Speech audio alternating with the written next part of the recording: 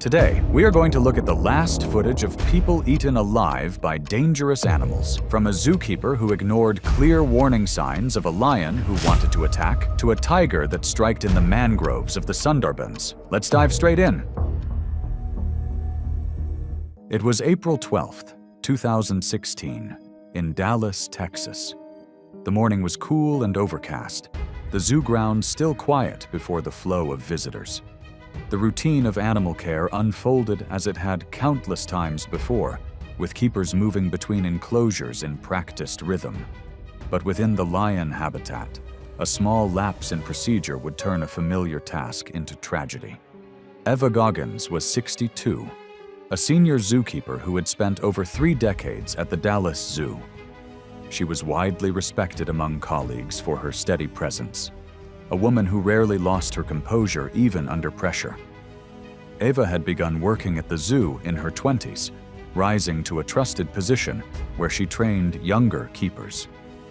Her reputation was built not on innovation, but on dependability. Staff leaned on her for guidance, and she carried a quiet pride in knowing the animals well, especially the big cats. Though careful by nature, Eva had grown accustomed to routines that dulled the edge of caution. Years of experience gave her confidence that she could judge the moods and patterns of the lions she cared for. However, she sometimes skipped formal steps to save time, convinced that her familiarity and instincts were enough. Her goal that morning was simple: clear debris and inspect part of the enclosure before visitors arrived. She believed the lions were secure behind barriers, as they usually were during cleaning. That belief, though, rested more on habit than on confirmation. The lion exhibit stretched with sandy soil, scattered rocks, and a broad viewing area beyond the reinforced glass for the public. Artificial trees and shaded outcroppings gave cover to the cats. In the early morning light, the stillness concealed the latent power of predators built for ambush. African lions, especially adult males, can weigh over 400 pounds, with a bite force exceeding 600 pounds per square inch. They are ambush hunters by design, often staying motionless in cover before launching sudden attacks. Though born in captivity, zoo lions retain the same predatory instincts. Keepers are trained never to enter enclosures with them unsecured, as even a moment of direct contact can prove fatal. Warnings were present. Eva's 2 younger co-workers later admitted they had seen the male lion lingering near the rear rock outcropping, restless before Eva entered. They assumed she knew where the animal was positioned. Protocol called for the lions to be locked into a separate holding area before any keeper stepped inside. But Eva bypassed the step, considering the inspection too brief to require it. Her colleagues hesitated to correct her, deferring to her seniority. The oversight would prove irreversible. Eva moved slowly along the ground, collecting fallen branches and checking the fence line. Her focus was on the debris, not on scanning for the animal. Behind her, the lion shifted, emerging silently from the rocks. Her co-workers, watching from outside the locked gate, noticed too late. By the time they shouted, the lion had already lunged. The impact was immediate and violent. The lion slammed Eva against the wall of the enclosure, knocking the breath from her. Before she could recover, the animal's jaws clamped down across her neck and shoulder, driving her to the ground. Witnesses outside saw her body convulse as the lion maintained the crushing hold, its weight pressing her into the sand. Eva's arms flailed briefly as she tried to push against the lion's chest. The claws raked across her torso, tearing through her uniform, leaving deep parallel gashes that bled heavily onto the sand. Her co-workers banged on the bars with tools, their voices breaking as they screamed for help. The lion dragged Eva several feet. Her legs kicked weakly before slowing, movement fading under the suffocating pressure at her throat. The staff emergency response was rapid but insufficient against the animal's speed. A tranquilizer dart was fired from outside, striking the lion's flank, but the drug would take minutes to act. Someone phoned for an ambulance, but Ava had already sustained catastrophic blood loss. The lion finally released her, circling briefly before retreating back toward the rocks. The scene left her colleagues in shock. Staff members rushed in once the lion weakened from the tranquilizer, but Ava showed no signs of life. The ambulance arrived within minutes, and the body was removed quietly, shielded from early visitors who had not yet reached the area. Investigators later documented deep puncture wounds consistent with the lion's canines, along with claw marks across her torso. The coroner's report later confirmed Eva died from massive hemorrhage and airway crushing caused by the lion's bite to the neck. The funeral was subdued, attended by family, colleagues, and a small group of zoo staff who had worked alongside her for years. Media coverage was limited to local outlets, presenting the event as a tragic workplace accident rather than a spectacle. At the zoo, the lion exhibit was closed for weeks. The animals moved off public display. New policies reinforced the prohibition on solo entry into carnivore enclosures, rules that Eva herself had once emphasized to younger keepers. It was September 7, 2014, in Phoenix, Arizona. The morning heat had already settled in, carrying the dry weight of late summer across the desert city. Families filtered into the Phoenix Zoo, moving from shaded paths to observation areas, expecting routine displays of animals going about their day. Few could have imagined that within one of those exhibits, a lapse in procedure would end with tragedy witnessed in real time. Laura Mitchell was 29, a zookeeper who had worked at the Phoenix Zoo for 6 years. She had gravitated to exotic cats early in her career, drawn to their power and independence. Colleagues regarded her as competent and committed, someone who cared deeply about enrichment and feeding routines. Mitchell was deliberate in her work, but not without small risks, habits born of repetition. Her confidence with the jaguar, in particular, sometimes led her to treat tasks around the enclosure with less caution than the formal guidelines demanded. Her life outside the zoo was quiet. She lived in a modest apartment near Tempe, drove an aging sedan, and rarely missed her early morning shifts. Mitchell saw her work as more than a job. It was a responsibility to maintain the health and behavior of animals most people would only glimpse behind glass. On that September morning, her goal was simple: adjust a feeding platform and prepare meat for the jaguar's mid-morning feed. It was the sort of routine she had carried out dozens of times, familiar enough to feel safe. The jaguar exhibit was designed with sandy ground, climbing logs, and a shaded pool where the animal sometimes rested. To visitors, it resembled a fragment of jungle transplanted into the desert, though the heat was sharper and drier than the species' natural environment. That morning, children pressed their hands against the viewing glass, waiting for the animal to appear. Jaguars are the largest cats in the Americas, averaging 200 to 250 pounds, with males capable of exceeding that. They possess one of the strongest bite forces of any big cat, powerful enough to pierce turtle shells and crush bone. In captivity, keepers are trained to use secure shifts and barriers during feeding, as direct proximity to the animal is never considered safe. Even well fed, their instinct to ambush and overpower remains intact. Warnings were present. Mitchell's co-workers had occasionally reminded her not to leave gates half-latched, a small shortcut she used when moving between spaces. On this day, visitors later reported seeing the jaguar pacing more than usual, tail flicking as it moved near the barrier. The heat may have heightened its agitation. Despite these cues, Mitchell entered the secondary holding pen without fully engaging the gate lock, believing she could quickly adjust the feeding platform before opening the chute for meat. Her focus was on efficiency, not the potential hazard just behind the barrier. From the observation area, families watched as she bent near the platform. The half-latched gate shifted slightly, leaving a narrow gap. Within seconds, the jaguar lunged forward, exploiting the opening. The impact was sudden. 220 pounds of muscle and claws slamming into Mitchell, knocking her flat against the hard surface of the pen floor. Screams rose from the crowd as the cat clamped its jaws onto her thigh, dragging her backward. Mitchell's voice carried across the enclosure, sharp cries breaking as the animal shook her leg violently. The jaguar reared back and bit into her abdomen, teeth sinking into soft tissue. Witnesses described her body arching under the pressure, her arms pushing weakly at the animal's head. The sound of tearing fabric mixed with the guttural growls reverberating inside the pen. Staff rushed from nearby enclosures.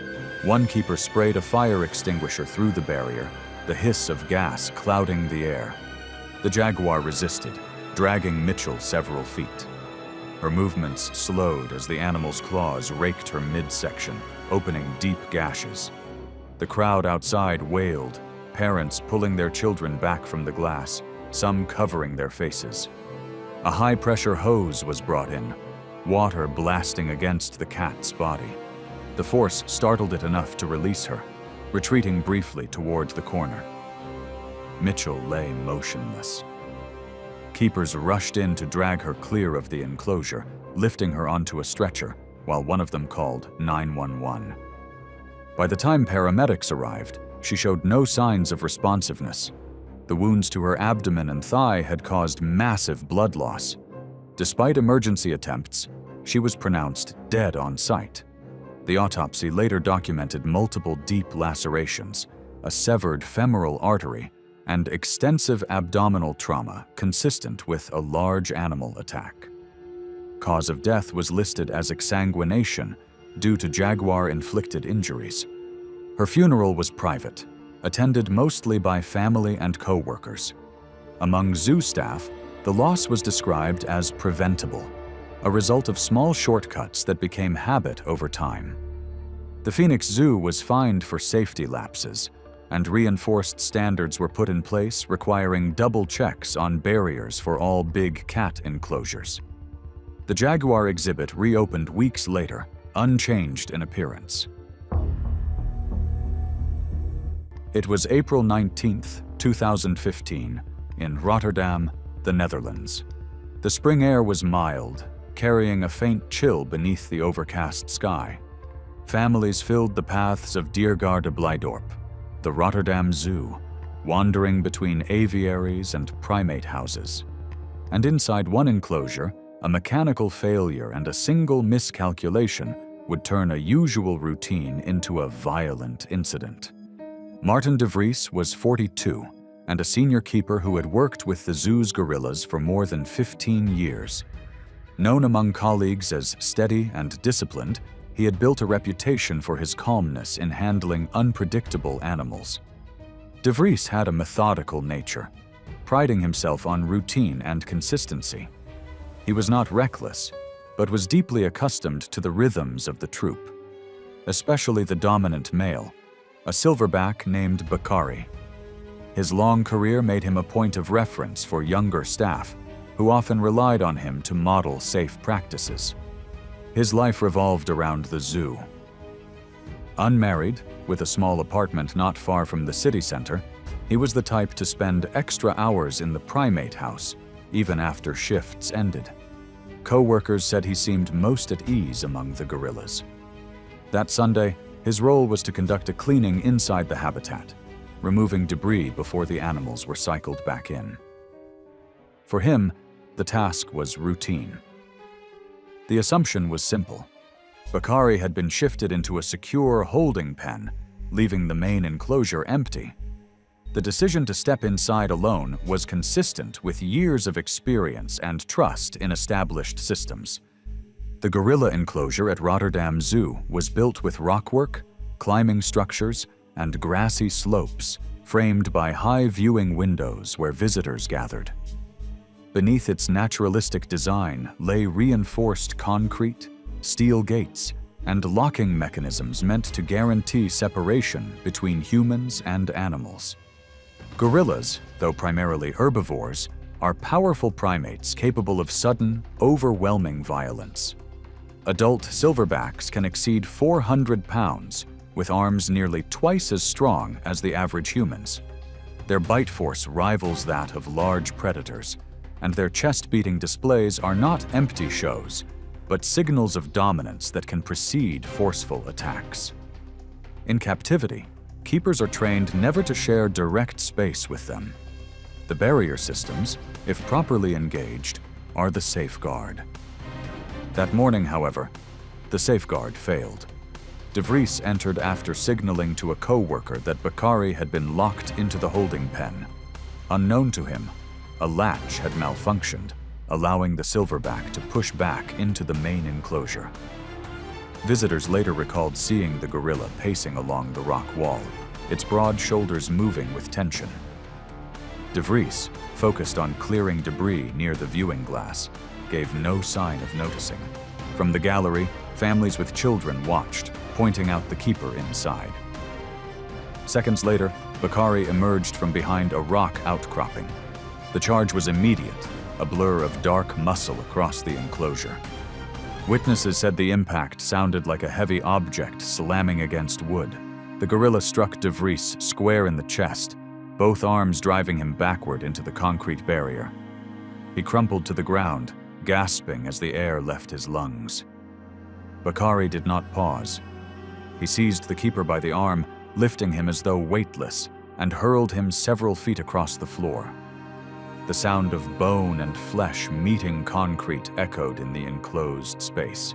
De Vries attempted to crawl, but the gorilla was on him again. With both fists, Bakari pounded his back. Screams erupted from the gallery as parents pulled children away from the glass. De Vries's legs kicked weakly as Bakari gripped him and slammed him side to side, the motion more like violent tossing than dragging. His body snapped against the ground, limp in moments, though faint movement was still visible. The gorilla struck his head against the floor, leaving a dark pool spreading beneath him. Staff arrived within a minute, deploying fire hoses through the barriers. Jets of water lashed at the gorilla, but Bakari only tightened his grip, slamming De Vries's torso against the ground before pounding his chest and abdomen with both fists. The blows left deep indentations and visible tearing along his uniform. Witnesses said his body no longer resisted after that sequence. Tranquilizer teams fired darts, the first striking Bakari's shoulder, the second his flank. The gorilla continued its assault for nearly a minute, slamming the limp body against the floor before retreating under the growing effect of the sedative. Only then did keepers move in, pulling De Vries clear. His body showed massive trauma, multiple fractures, chest collapse, and severe head injuries. Emergency crews called by the staff arrived within minutes, but only confirmed his death. The report listed blunt force trauma to the chest and head as the cause, injuries consistent with the repeated strikes. The funeral was held in Rotterdam days later, attended by colleagues who had worked with him for decades. They remembered his patience and the care he had shown for the troop, even as they admitted the risks had always been present. The zoo issued a short statement, noting the incident as a workplace accident, and quietly reinforced the barrier systems in the primate house. The gorilla exhibit was closed for weeks, reopening only after modifications to the latch systems. It was August 25, 2018, in Calgary, Alberta. The late summer sun lit the zoo grounds, families walking slowly between shaded exhibits as the day warmed. The grizzly bear enclosure, one of the Calgary Zoo's most popular attractions, was scheduled for a quiet enrichment session before opening fully to the public, but would not open that day due to something horrific. Derek Wallace was 36, a keeper who had been at the zoo for nearly a decade. His specialty was large mammals, bears, bison, and other species that required both strength and calmness from handlers. Colleagues described him as disciplined and dependable, someone who prided himself on doing the difficult work safely. He rarely cut corners, but he carried a confidence that sometimes translated into moving a step too quickly, assuming procedures would hold as they always had. Visitors often saw him giving talks near the bear exhibit, explaining their biology with steady, matter-of-fact delivery. Outside of work, Wallace lived a quiet life. He kept a modest apartment, spent time running trails near the Bow River, and was known among friends as someone who avoided risks outside of his job.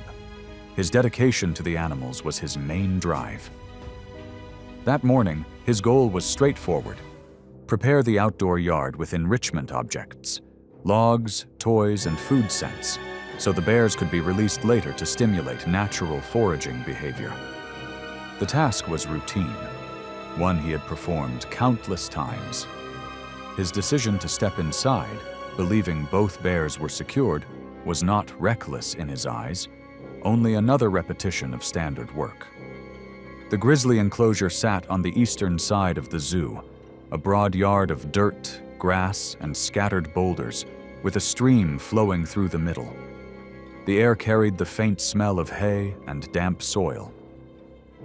From the public gallery above, families could look down into the enclosure, where the two adult grizzlies, a male weighing over 600 pounds and a slightly smaller female, were housed. Grizzly bears are among the largest predators in North America, with adult males standing over 7 feet on their hind legs and equipped with claws 4 inches long. Their bite force can exceed 1,200 pounds per square inch, capable of crushing bone. Though captive-born, their behavior remains rooted in instinct. Food, territory, and dominance determine their reactions. Keepers are trained to avoid direct contact entirely, relying on secured gates and shift procedures to move animals safely. Earlier that week, one gate between the indoor holding and the outer yard had been sticking slightly, requiring extra effort to latch fully. Staff noted it, planning to repair it during routine maintenance. On that morning, another keeper stood nearby, observing as Wallace entered, but from her angle she could not clearly see if the latch had engaged. Wallace, trusting the system, carried the enrichment objects inside without pause. At first, everything was calm. He walked across the dirt yard, setting down a toy against a boulder and scattering scents to encourage foraging. Families had already begun to gather at the gallery, watching with mild interest, though the bears themselves were expected to be inside. Then movement came from the rear gate. A heavy shape surged forward, fur brushing the metal as the male grizzly burst into the yard. The gate, not fully secured, had swung open under the animal's weight. The bear struck Wallace from behind with both forepaws. The impact drove him face first into the dirt, knocking the wind from his lungs. The sound of the hit was described by one witness as like a body slamming into wet sand. Wallace barely had time to move before the animal clamped down on his shoulder, claws tearing into his back. He cried out, muffled by the ground, as the grizzly raked its claws down his arms and sides. Dirt and blood mixed beneath him. The animal flipped him over with startling ease, jaws locking onto his torso.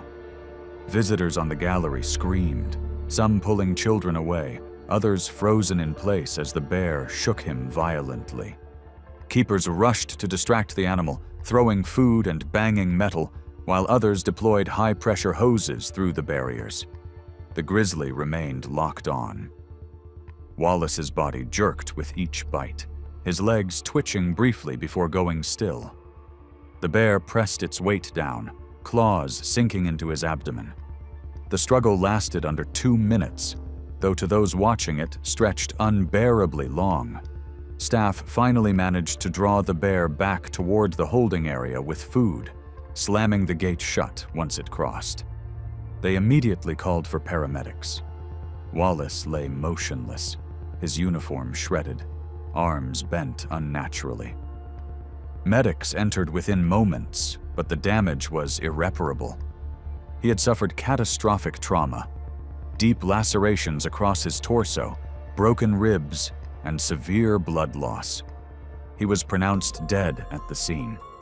His funeral days later was quiet, attended by family, co-workers, and a handful of longtime zoo visitors who knew him by name. There was no media spectacle, only a recognition among colleagues that familiarity with dangerous animals can create blind spots.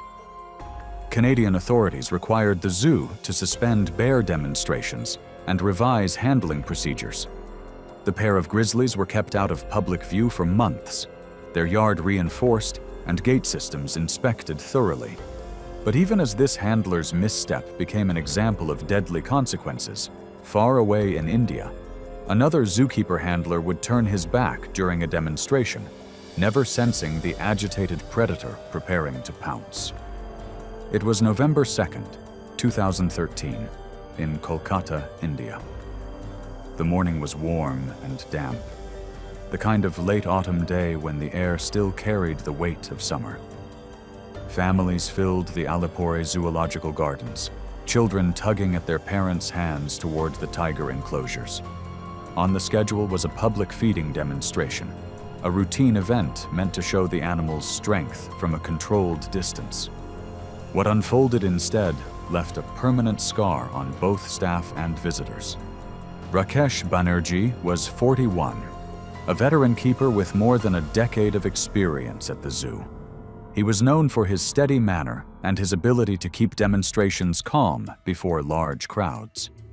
Over the years, he had developed a reputation for smooth presentations, rarely rattled by restless animals or noisy visitors.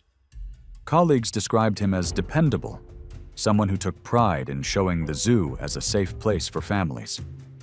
But his long familiarity sometimes led him to cut small corners, trusting his instincts more than strict adherence to protocol. Banerjee's daily habits were precise. He arrived before sunrise, checked the big cat enclosures, and prepared the food with care. He had no interest in media attention, though demonstrations placed him in public view. For him, the work was about showing visitors that the animals were not monsters, but powerful creatures to be respected. On this particular day, his motivation was the same as always. Conduct the demonstration smoothly, keep the crowd engaged, and finish his rounds before the afternoon heat set in. Entering the enclosure briefly to adjust the feeding platform was not standard procedure, but it was something he had done before when he judged it safe. The tiger enclosure was a wide, grassy pit bordered by tall rock walls, with shaded areas where the animals could retreat from the sun. From the public gallery above, visitors could look down through reinforced barriers at the striped cats below. Bengal tigers are among the largest cats in the world, males weighing up to 500 pounds and equipped with claws that can pierce flesh in a single swipe. Their bite force, exceeding 1,000 pounds per square inch, allows them to crush bone as easily as muscle. Though captive-born, zoo tigers retain the instincts of ambush predators. Keepers are trained never to turn their backs and never to enter enclosures without animals securely locked away. That morning, warning signs were visible. One of the tigers, a large male, paced restlessly along the edge of the rock wall, its tail lashing in short, sharp movements. Some staff noted the agitation and suggested waiting until the animal calmed. Visitors near the front observed the tiger's repeated circling, whispering uneasily to each other. Banerjee appeared unconcerned. He stepped into the secondary space to adjust a feeding tray, confident the demonstration would continue without issue. Witnesses later recalled how quickly the sequence unraveled. Banerjee had turned his back, bending to collect meat from a bucket when the tiger lunged. The cat cleared the short distance in an instant, claws raking across his back as it pulled him down. Witnesses reported hearing a heavy thud and Banerjee's cry as the tiger struck, though most later admitted the details blurred in panic.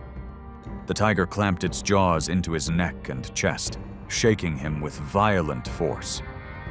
Banerjee struggled briefly, his arms pushing weakly against the massive head before going slack. The animal dragged him several feet, paws leaving deep impressions in the soil before pinning him under its weight. Keepers rushed with poles and tools, slamming them against the barriers to distract the animal. The tiger responded with another shake, its teeth sinking deeper, muscle and bone tearing audibly. His body jerked with the motion, then lay motionless. Staff deployed fire extinguishers, white spray filling the air, but the animal did not release until another keeper blasted it with a high-pressure hose. Even then, the tiger backed away slowly, its muzzle soaked dark red, its eyes locked on the still figure on the ground. The entire attack lasted less than a minute. Visitors who had remained described it as feeling far longer, the sequence unfolding in brutal clarity. Banerjee's uniform was shredded. His chest and neck bore crushing injuries consistent with the tiger's bite, leaving him unresponsive within seconds. His face was turned toward the gallery, but there was no sign of recognition in his expression. When the enclosure was secured, medics called by staff entered immediately. They found no pulse. Blood loss had been massive, compounded by catastrophic crushing injuries to the chest and neck. The funeral was held in Kolkata days later, attended by family, colleagues, and a small group of long-time zoo visitors who had known Banerjee from years of demonstrations. The zoo suspended all public feeding demonstrations permanently.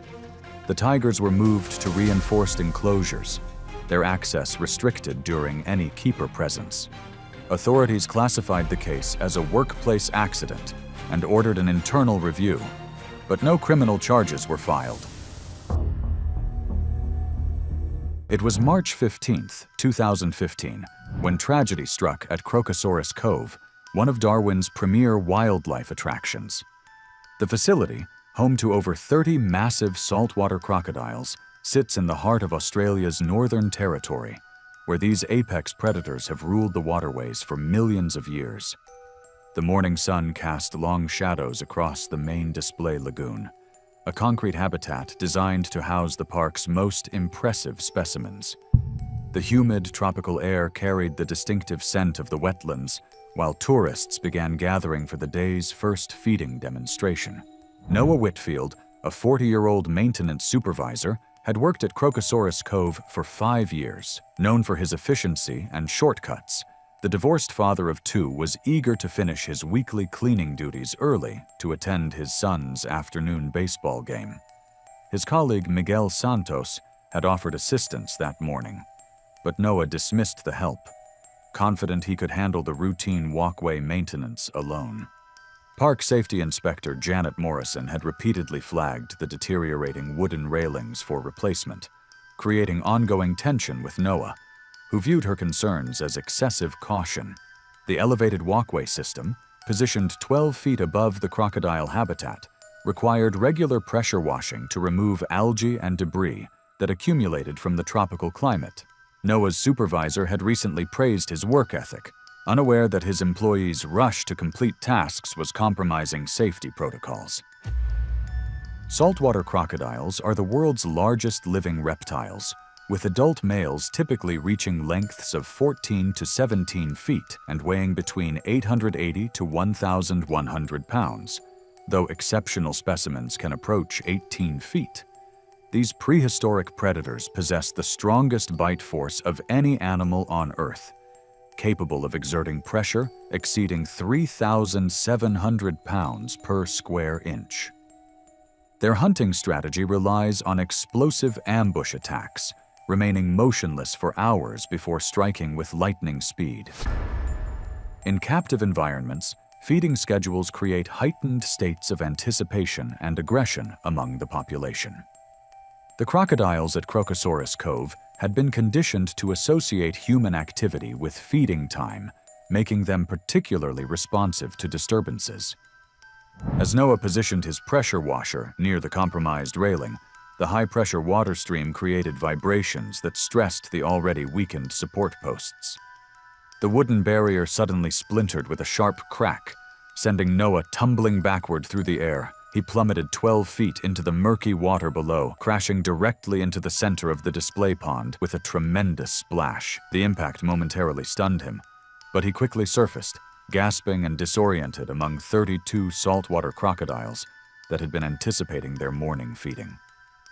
The sound of his fall had alerted every predator in the enclosure, their primitive brains instantly recognizing the disturbance as a potential feeding opportunity.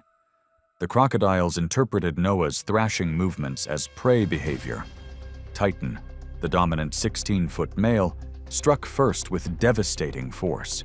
His massive jaws clamped down on Noah's left leg, the bone-crushing bite shattering his femur and severing major arteries.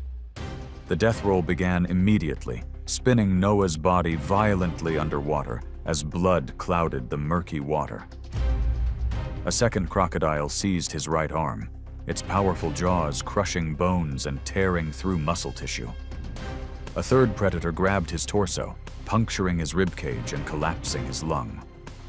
The coordinated assault created a feeding frenzy as more crocodiles joined the attack, their prehistoric instincts driving them to compete for the unexpected meal. The feeding response escalated as more crocodiles converged on the scene.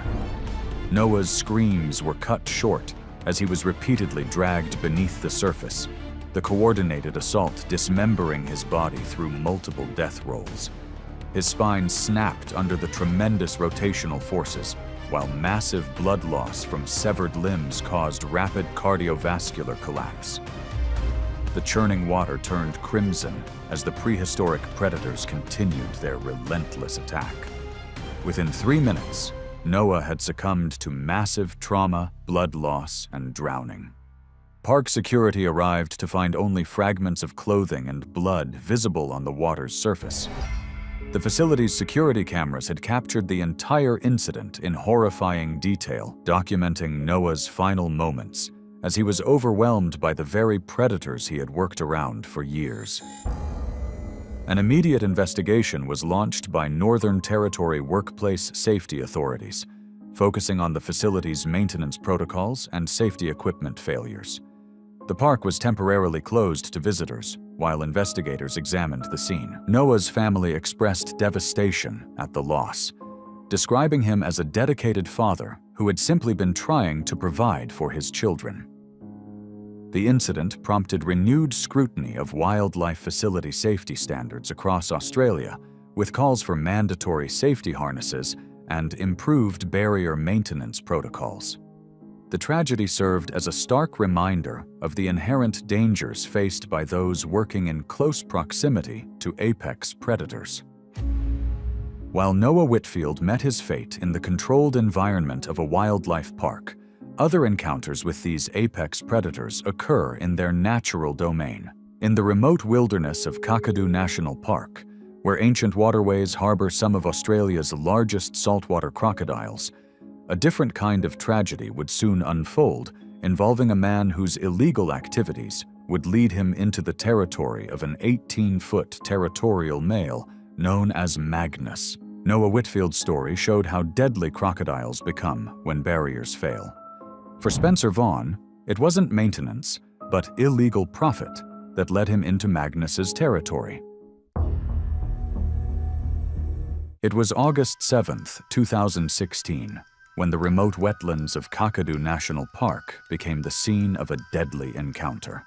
Located in Australia's Northern Territory, this UNESCO World Heritage Site spans nearly 20,000 square kilometers of pristine wilderness, where ancient Aboriginal rock art overlooks waterways that have remained unchanged for millennia. The Adelaide River winds through this untouched landscape, its muddy banks concealing some of the world's largest saltwater crocodiles. During the dry season, these waterways become concentrated hunting grounds where protective females fiercely guard their nesting sites. Spencer Vaughn, a 34-year-old former zoo employee, had fallen from grace after losing his legitimate wildlife career due to misconduct allegations.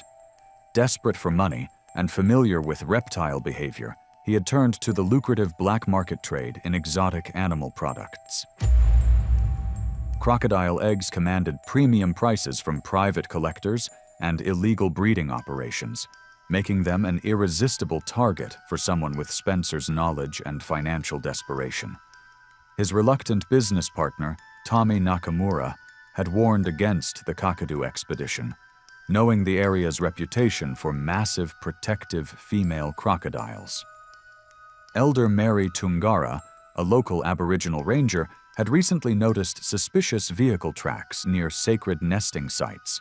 Spencer's GPS coordinates led him to a known nesting area where female crocodiles had constructed their mud mounds weeks earlier. Saltwater crocodiles are apex predators that have survived virtually unchanged for over 200 million years. Adult females protecting their nests can exceed 16 feet in length and weigh over 1,000 pounds, possessing the most powerful bite force in the animal kingdom at over 3,700 pounds per square inch. These ambush hunters are perfectly adapted for stealth, capable of remaining motionless for hours while monitoring their territory. During nesting season, female crocodiles become extremely aggressive, patrolling their nesting areas and attacking any perceived threats to their eggs. Their hunting strategy relies on explosive bursts of speed from concealed positions, using their massive tails for propulsion through water. Once they secure prey, the signature death roll disorients victims while drowning them in the murky depths. Spencer waded into the shallow water under the cover of darkness, his headlamp cutting through the humid night air as he approached the muddy nesting bank. The water reached his waist as he moved slowly through the Adelaide River, a waterproof bag slung across his shoulder for the valuable cargo.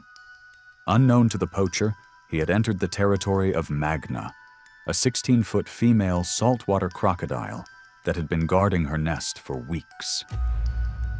The protective mother detected Spencer's presence immediately through water vibrations and foreign scent, submerging silently and approaching from downstream with practiced stealth. Spencer knelt in the shallow water, his hands working quickly to excavate buried eggs from the first nest he located. His headlamp illuminated the white, leathery shells as he carefully placed them in his waterproof bag, focused entirely on the valuable prize. Magna positioned herself just 10 feet away, her eyes and nostrils barely breaking the surface as she assessed the intruder.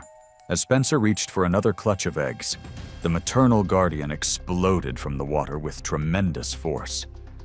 Magna's massive jaws clamped down on Spencer's torso with bone-crushing power, the initial bite penetrating his ribcage and puncturing vital organs. The impact drove Spencer backward as his headlamp flew into the darkness, plunging the scene into complete blackness. The death roll began instantly, Magna spinning Spencer's body violently as she dragged him into deeper water. The rotational force snapped Spencer's spine in multiple places while the crocodile's grip crushed his sternum and collapsed both lungs. Blood filled Spencer's airways as broken ribs punctured his heart and liver. The powerful tail thrashed as Magna continued the death roll, breaking Spencer's pelvis and femur bones. Within 30 seconds, Spencer had succumbed to massive internal bleeding, drowning, and catastrophic spinal injuries. Magna then performed her instinctive behavior, wedging the body beneath a submerged log where it would decompose before consumption. Tommy Nakamura reported Spencer missing after he failed to return to their campsite by dawn. A search operation was launched by Northern Territory Police, but the remote location and crocodile-infested waters made recovery efforts extremely dangerous. Elder Mary Tungara's investigation revealed tire tracks and equipment fragments near the nesting site, confirming illegal poaching activity. The incident highlighted the ongoing problem of wildlife trafficking in protected areas, with authorities vowing increased patrols during nesting season. Spencer's estranged family expressed shock at his illegal activities, stating they had lost contact with him months earlier. Conservation groups used the tragedy to raise awareness about the devastating impact of wildlife trafficking on endangered species populations. The case remained officially unsolved, with Spencer's body never recovered from the ancient waterways he had tried to exploit. It was November 22, 2014, when the Tarcoles River in Costa Rica became the site of a tragic scientific expedition. Located on the Pacific coast near the Carrara National Park, this river system is renowned for having one of the highest concentrations of American crocodiles in Central America. The dry season had dramatically reduced water levels, transforming the normally expansive waterway into a series of concentrated pools that created ideal hunting territories for the region's apex predators. The surrounding tropical dry forest echoed with the calls of scarlet macaws and howler monkeys, while the muddy riverbanks revealed countless crocodile tracks from the previous night's hunting activities.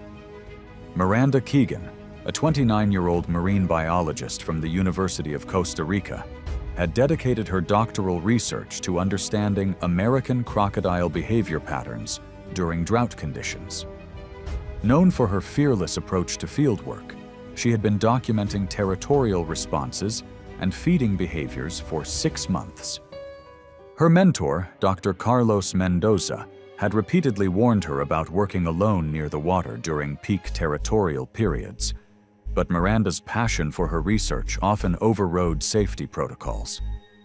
Paulo Silva, her experienced local guide, understood the dangers of the Tarcoles River, but had grown accustomed to Miranda's determined independence. The research station had received funding to study how climate change and seasonal droughts affected crocodile populations, making this dry season particularly valuable for data collection.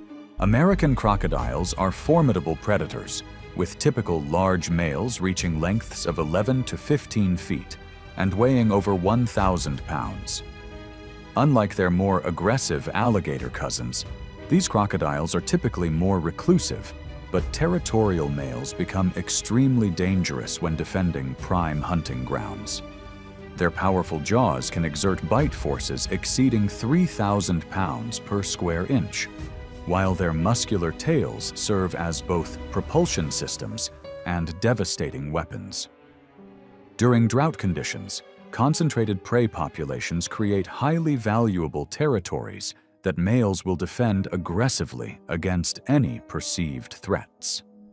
The death roll, their signature killing technique, involves spinning their prey underwater to disorient and drown victims, while breaking bones through tremendous rotational force. Miranda approached the research site at dawn, her sampling equipment organized methodically as she prepared for another day of behavioral observations. The river section had shrunk to roughly half its normal width, creating concentrated fish and bird populations that attracted the area's dominant predator. El Jefe, a massive 14-foot American crocodile, had claimed this territory and patrolled it aggressively for weeks. Paulo was 50 meters away, setting up camera equipment, when Miranda began her approach to the water's edge, extending her sampling pole toward the remaining deep water.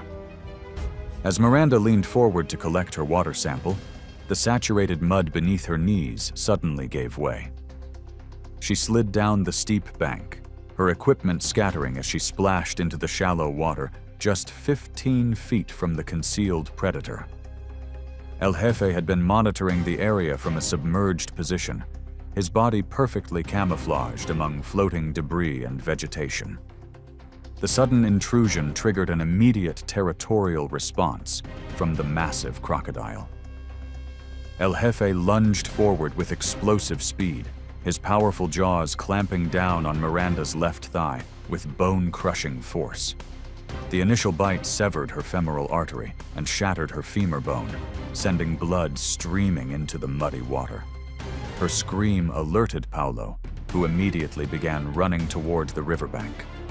The crocodile's death roll began instantly, spinning Miranda's body violently as she fought desperately to reach the shore. The rotational force broke her pelvis and dislocated her hip joint, while the crocodile's grip tore through muscle and tissue.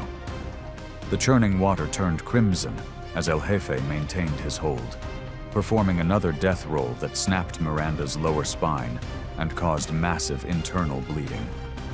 Her struggles weakened rapidly as blood loss and shock took their toll. The attack lasted only 40 seconds, but the crocodile's powerful bite and death roll had inflicted fatal injuries.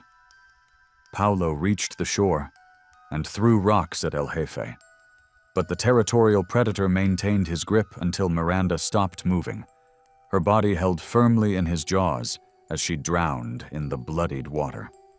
Costa Rican authorities launched an immediate investigation into the research station's safety protocols, questioning why Miranda had been allowed to work so close to known crocodile habitat without proper safety equipment.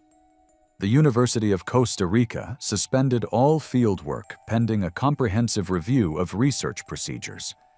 Environmental groups used the tragedy to highlight the increasing dangers faced by scientists studying wildlife in their natural habitats as climate change intensifies territorial behaviors. Miranda's family described her as a passionate conservationist who had dedicated her life to protecting the species that ultimately claimed her. The incident prompted new safety requirements for researchers working near crocodile habitats throughout Central America. It was September 14, 2013, when the aftermath of Hurricane Idalia transformed the Florida Everglades into a deadly maze of displaced wildlife. 3 days after the Category 3 storm devastated South Florida, the vast wetlands remained submerged under unprecedented floodwaters that had pushed saltwater deep into freshwater territories. The hurricane storm surge had created an alien landscape where familiar hiking trails disappeared beneath murky channels and submerged trees created a labyrinth of hidden dangers. Caleb Drummond, a 38-year-old veteran park ranger with 15 years of Everglades experience, had been promoted to lead the post-storm assessment team just months before Idalia struck. Known for his calm demeanor and encyclopedic knowledge of local wildlife, Caleb possessed an intimate understanding of the park's normal ecosystem patterns. His partner, Sarah Chen, a 31-year-old junior ranger, had suggested waiting another day before entering the most severely flooded areas. Captain Rita Gonzalez had authorized the early assessment mission despite ongoing flood warnings, trusting Caleb's reputation for cautious decision-making. The National Park Service needed immediate damage reports to coordinate rescue operations and assess threats to both wildlife and potential visitors. American crocodiles are the apex predators of South Florida's coastal waters, with adults reaching lengths of up to 15 feet and weighing over 1,000 pounds. Unlike alligators, these crocodiles prefer saltwater environments and typically maintain established territories along coastal mangroves and tidal creeks. Hurricane storm surges can violently displace these territorial predators, forcing them into unfamiliar freshwater areas where they become stressed and unpredictable. Their powerful bite force exceeds 2,500 pounds per square inch, while their muscular tails can deliver devastating blows capable of breaking human bones. When displaced from their normal territories, American crocodiles become highly aggressive as they seek to establish new hunting grounds, often attacking without the typical warning behaviors observed in their natural habitat. Caleb waded through the transformed landscape, his ranger uniform soaked to the chest as he documented storm damage using waterproof equipment. The floodwaters had created a featureless environment where GPS units became essential for navigation. Sarah followed 20 yards behind, both rangers moving carefully through water that concealed submerged obstacles and debris. Among the displaced wildlife was Athena, a 10-foot female American crocodile who had been forced from her coastal den and was now desperately seeking new territory in the flooded hammocks. She had not eaten in 4 days and was defending what she perceived as her temporary domain. Caleb approached what had been a hiking trail before the storm, now a channel of brown water flowing between submerged trees. He paused to photograph a damaged observation platform, positioning himself for the best camera angle. Athena lay motionless just 15 feet away, her body perfectly camouflaged among floating debris and fallen branches. The stressed crocodile had been monitoring the area for hours, her predatory instincts heightened by territorial displacement and hunger. As Caleb stepped forward to capture another image, his movement created ripples that reached the concealed predator. Athena exploded from her hidden position with lightning speed, her massive jaws closing around Caleb's torso before he could react. The impact drove him backward into deeper water as Sarah screamed from behind. The crocodile's powerful bite crushed several ribs and punctured his right lung, while her razor-sharp teeth penetrated deep into his chest cavity. The death roll began immediately, Athena spinning Caleb's body violently as she sought to disorient and drown her prey. The rotational force snapped his spine in 2 places, while the continued pressure from her jaws collapsed his sternum. Blood filled his punctured lung as broken ribs lacerated his heart and liver. His ranger radio crackled with Sarah's panicked calls for help, but the nearest rescue team was miles away through the flooded wilderness. The attack lasted 45 seconds, during which Athena's death roll broke Caleb's pelvis and caused massive internal bleeding. The veteran ranger drowned in the floodwaters he had come to assess, his body held firmly in the jaws of the displaced predator. The National Park Service launched an immediate investigation into the decision to enter flood zones before wildlife displacement patterns could be properly assessed. Captain Rita Gonzalez faced scrutiny for authorizing the mission despite ongoing safety warnings from meteorologists and wildlife biologists. The incident prompted new protocols requiring aerial surveys before ground teams could enter hurricane-affected areas. Caleb's family described him as a dedicated conservationist who had spent his career protecting the Everglades ecosystem. His death highlighted the unpredictable dangers faced by first responders in natural disaster zones where displaced wildlife creates hidden threats. The tragedy led to enhanced safety training for park rangers working in post-hurricane environments. Caleb Drummond's story showed how disasters displace predators. For Haley Monroe, it wasn't a hurricane, but social media that led her to crocodile waters. It was June 3, 2015, when the pristine waters of the Daintree River in Queensland, Australia, became the backdrop for a deadly social media stunt.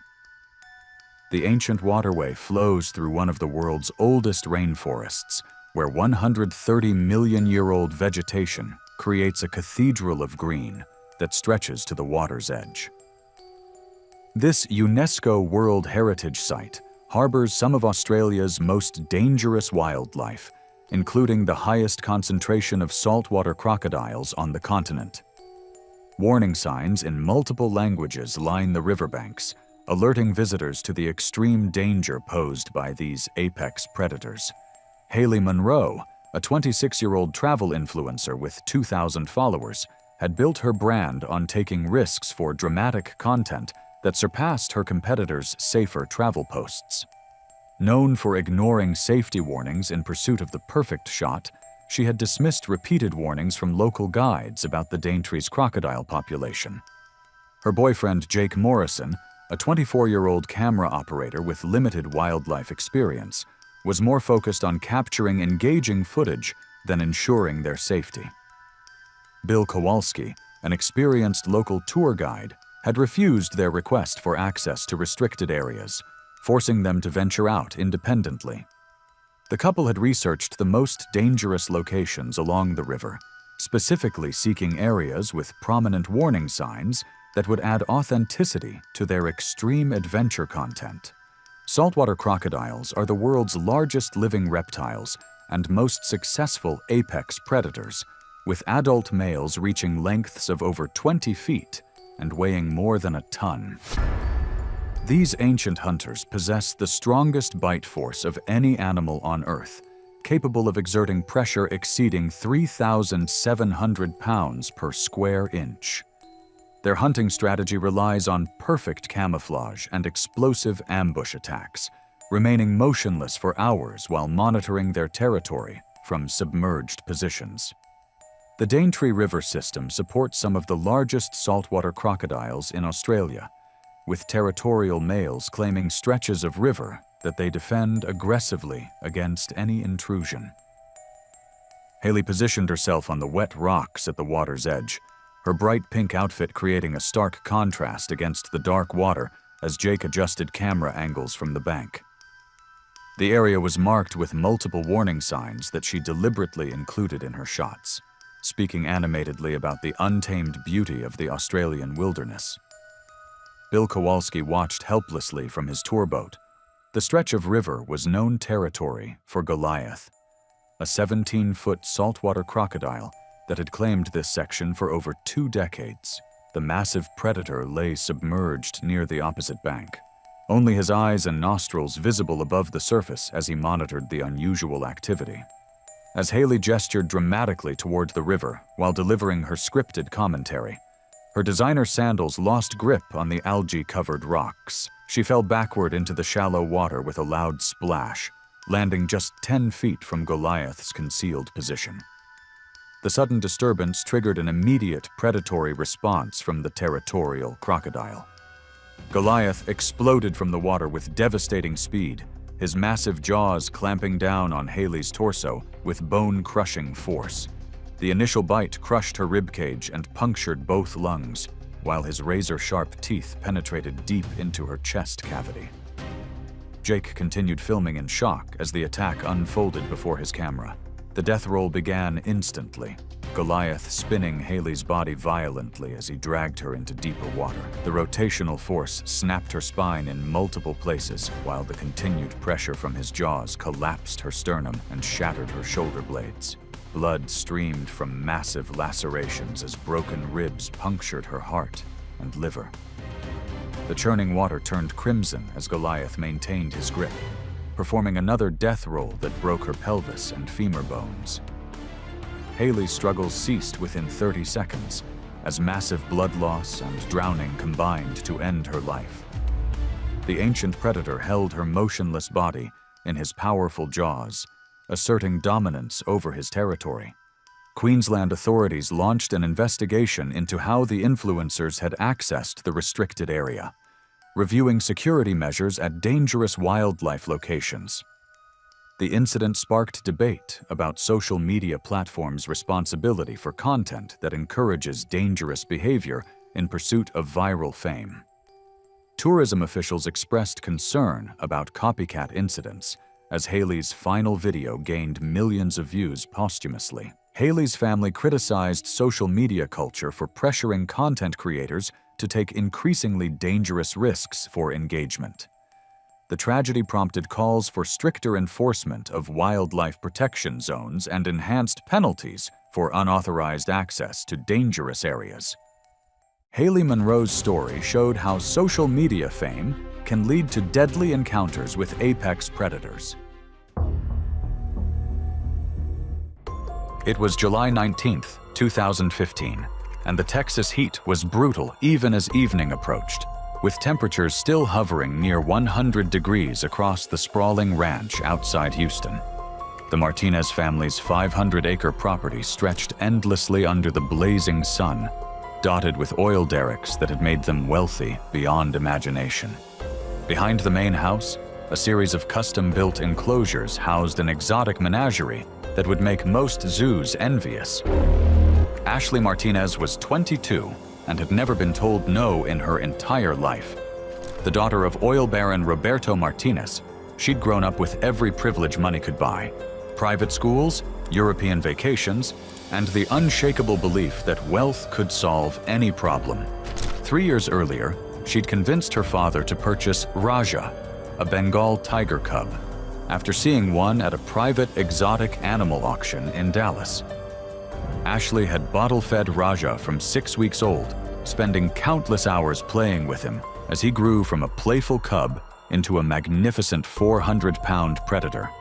She genuinely believed their bond transcended the normal human-animal relationship, often telling visitors that Raja was more like a dog than a wild animal. Her father had hired exotic animal experts to advise on Raja's care, but Ashley consistently ignored their warnings about the tiger's increasingly dangerous behavior. The ranch hands had noticed changes in Raja over the past 6 months. The tiger had been displaying more territorial behavior, pacing his enclosure aggressively and showing signs of sexual maturity that made him unpredictable. Several experts had recommended relocating Raja to a professional facility, but Ashley refused to consider separating from her baby. Bengal tigers are among the world's most powerful predators, with males weighing up to 500 pounds and possessing bite forces exceeding 1,000 pounds per square inch. Despite being hand-raised, they retain all their wild instincts and become increasingly dangerous as they reach sexual maturity around age 3. Their hunting instincts are hardwired into their DNA, and no amount of human contact can eliminate their predatory nature. That evening, Ashley was making her daily visit to Raja's enclosure, carrying fresh water and planning to spend time with him as she did every day. The tiger's habitat was impressive. Nearly an acre of fenced area with trees, a pond, and various enrichment features. But no amount of space could change what Raja fundamentally was: an apex predator designed by evolution to kill. Ashley unlocked the enclosure gate and stepped inside, calling out to Raja in the baby talk voice she'd used since he was a cub. The tiger emerged from the shade of a large oak tree, his massive frame moving with fluid grace. At 3 years old and 400 pounds, Raja was in his prime, a magnificent specimen with piercing amber eyes and distinctive black stripes across his golden coat. What Ashley failed to notice were the subtle signs that Raja's behavior had fundamentally changed. His ears were slightly flattened, his tail twitched with agitation, and his gaze held a predatory intensity she'd never seen before. The tiger's sexual maturity had triggered territorial and hunting instincts that overrode years of human conditioning. Ashley bent down to fill Raja's water bowl, turning her back on the tiger in a gesture of trust that would prove fatal. The movement triggered Raja's hunting instincts. The sight of prey bending over activated millions of years of evolutionary programming that no amount of bottle feeding could suppress. Raja launched himself at Ashley with explosive power, covering the 15 feet between them in a single bound. His massive paws struck her between the shoulder blades, driving her face first into the dirt. Before she could scream or struggle, Raja's jaws clamped down on the back of her neck with crushing force. The tiger's canine teeth, each over 2 inches long, punched through Ashley's cervical vertebrae like they were made of paper. Her spinal cord severed instantly, ending her life in less than 3 seconds. Raja's powerful jaw muscles contracted, ensuring the kill was complete, before he released his grip and stepped back. Raja grabbed Ashley's lifeless body by the shoulder and began dragging her toward a corner of the enclosure, following the same behavior patterns his wild ancestors had used for millions of years.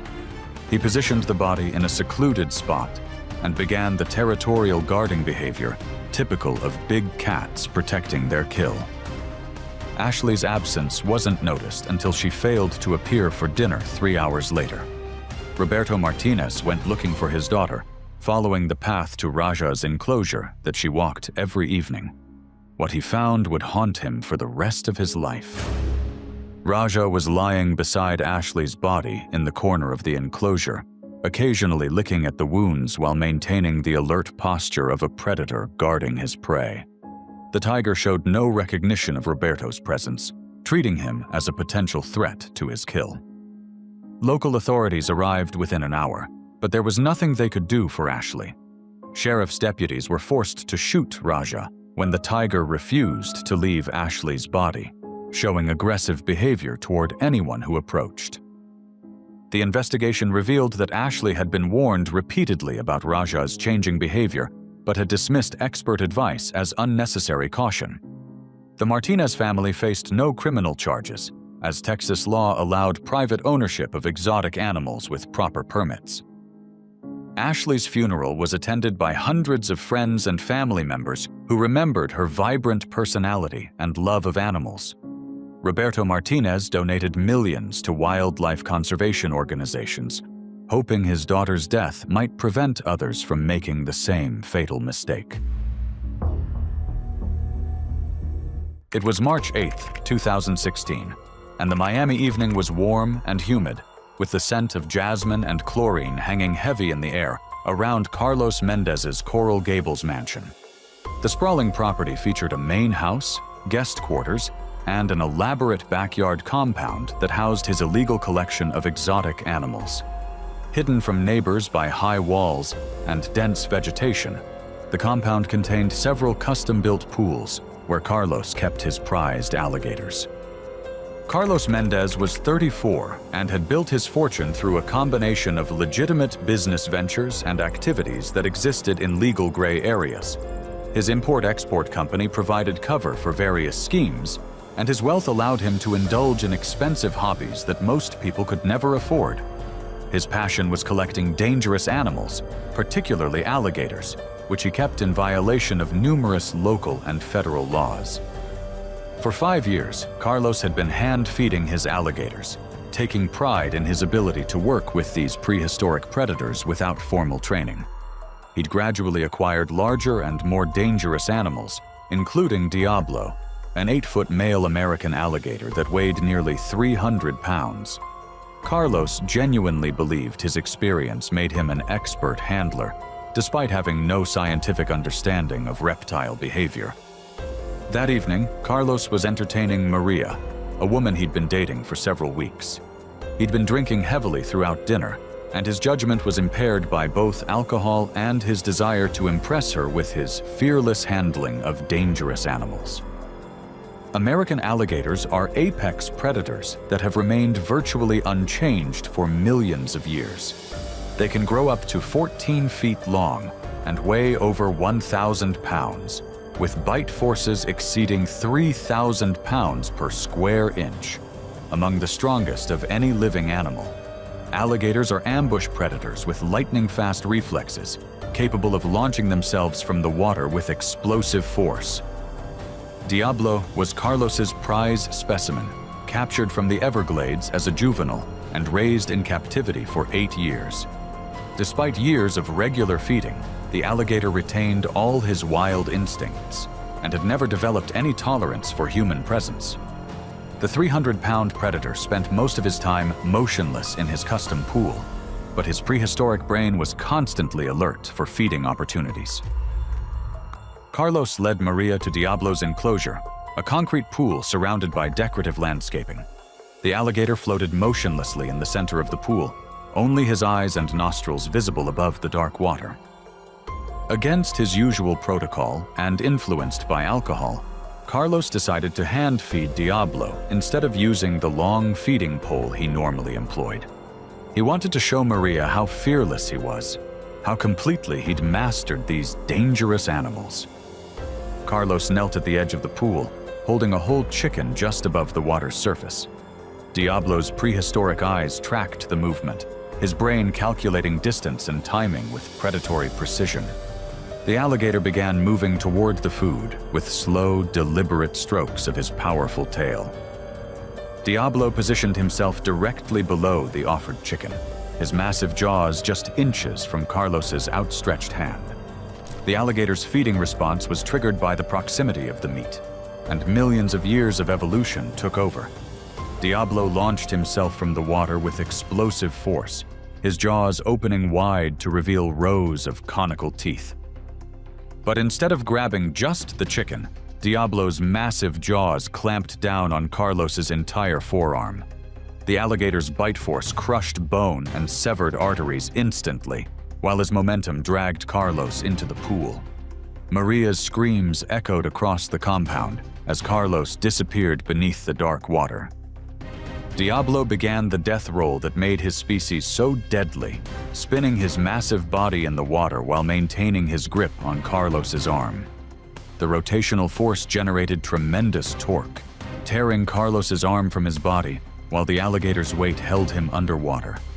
Carlos's struggles grew weaker as drowning and blood loss overwhelmed his system. The death roll continued for nearly a minute, with Carlos's body being twisted and torn by forces no human could survive.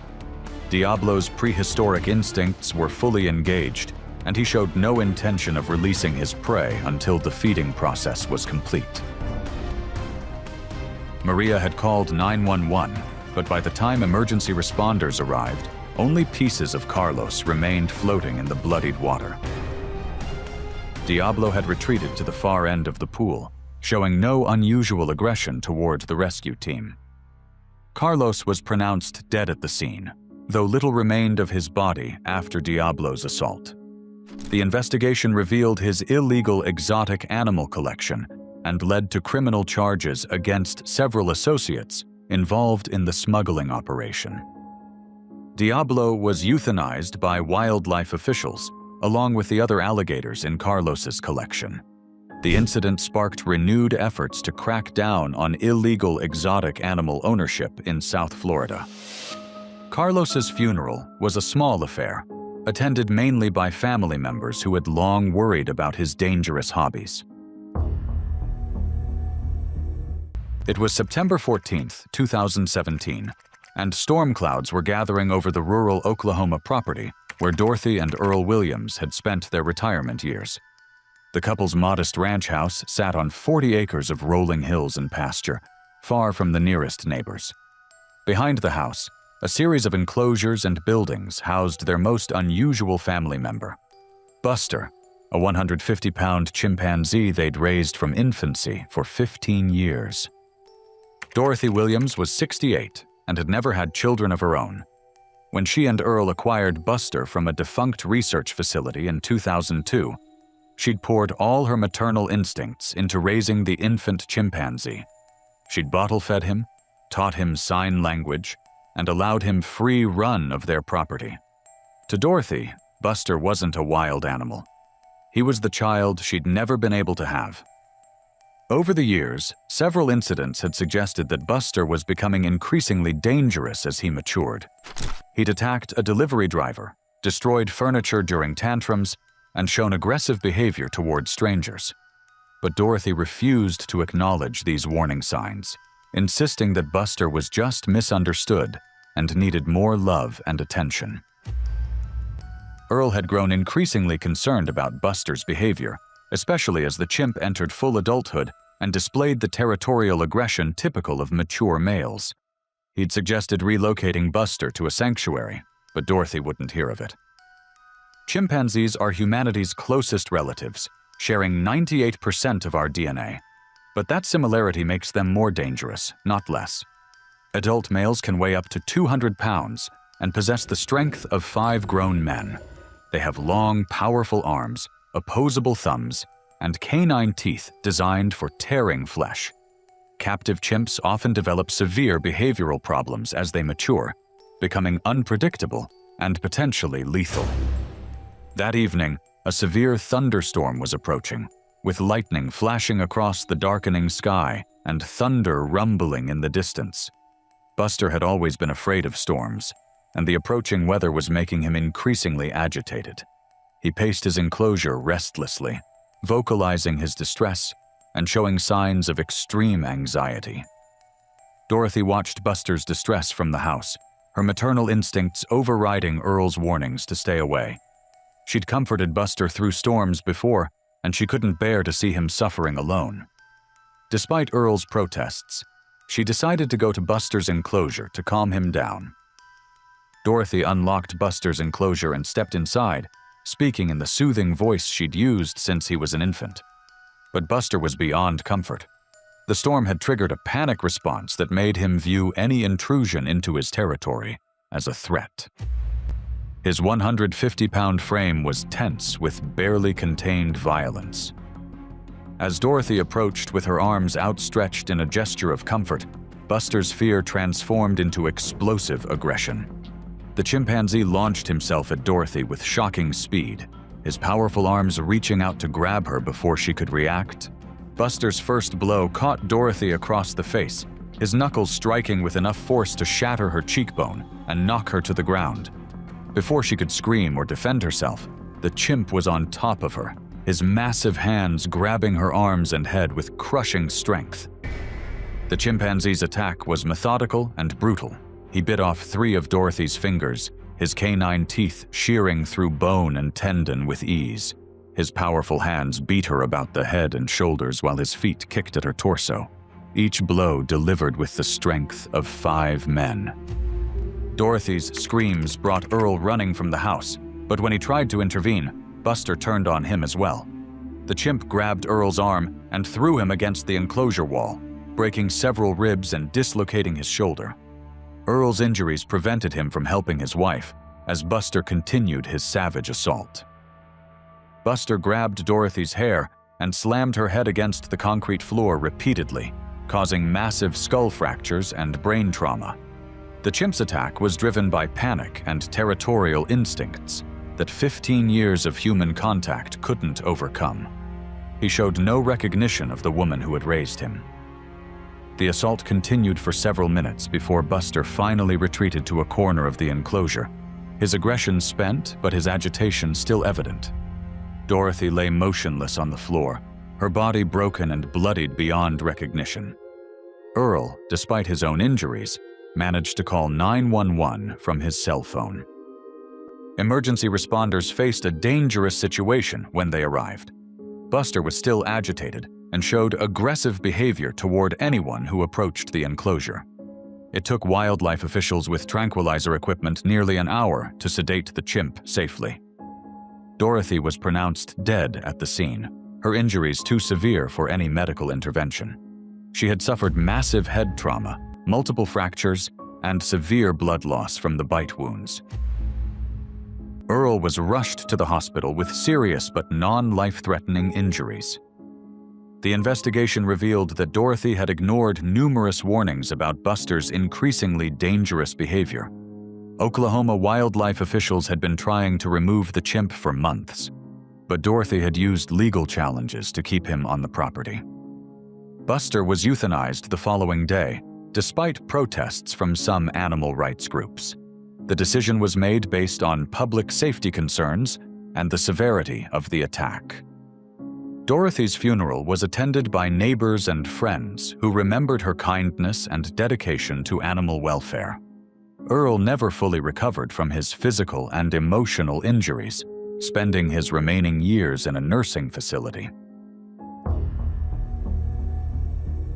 It was June 22, 2014, and the Detroit summer night was sweltering, with temperatures still in the 80s despite the late hour. In an abandoned warehouse district on the city's east side, Damon Jackson's urban compound buzzed with the kind of activity that thrived in darkness. The converted building served as headquarters for his drug operation, complete with reinforced doors, security cameras, and a basement that housed his most prized possession, Leo, an African lion. Damon Jackson was 28 and had built his reputation on fear and intimidation. Known on the streets as D-Money, he controlled several blocks of territory through a combination of violence and psychological warfare.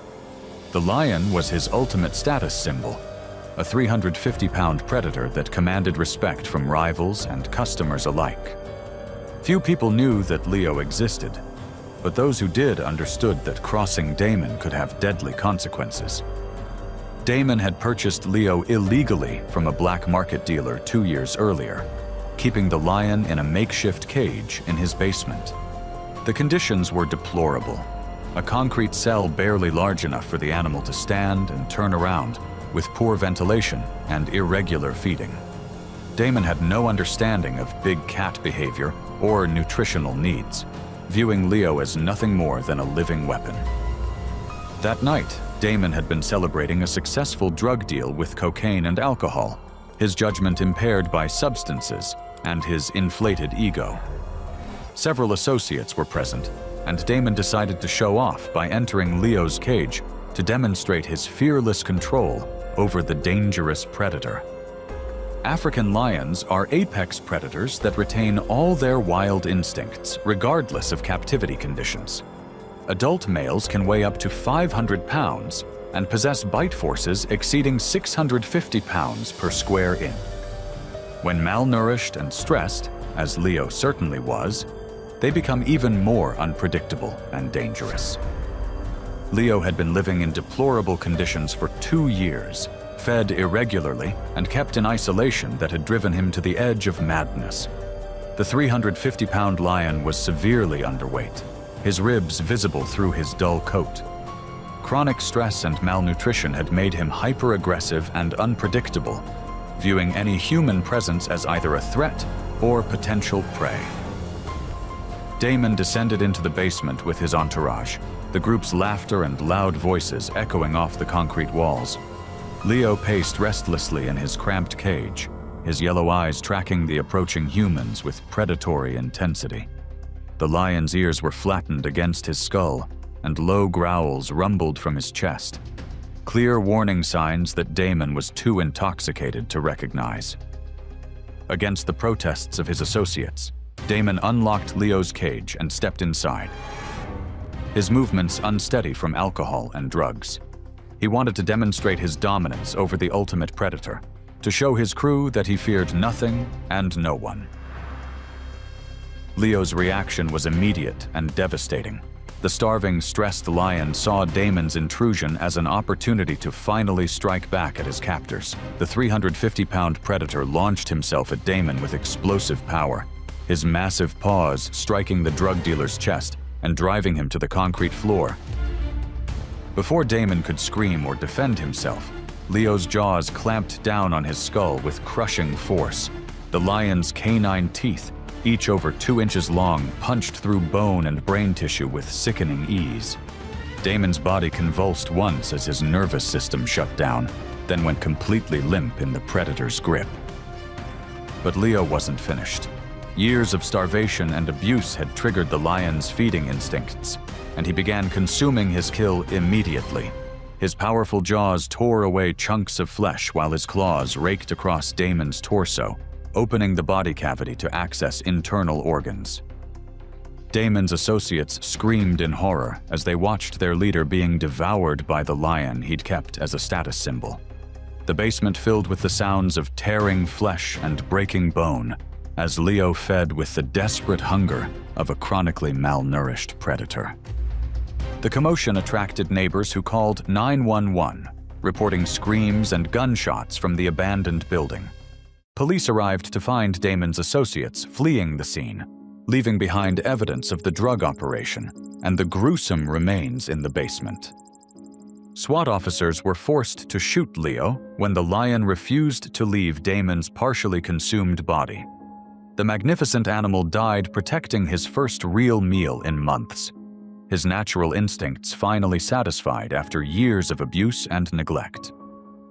The investigation revealed the full extent of Damon's criminal enterprise, leading to dozens of arrests and the seizure of drugs, weapons, and cash worth millions of dollars.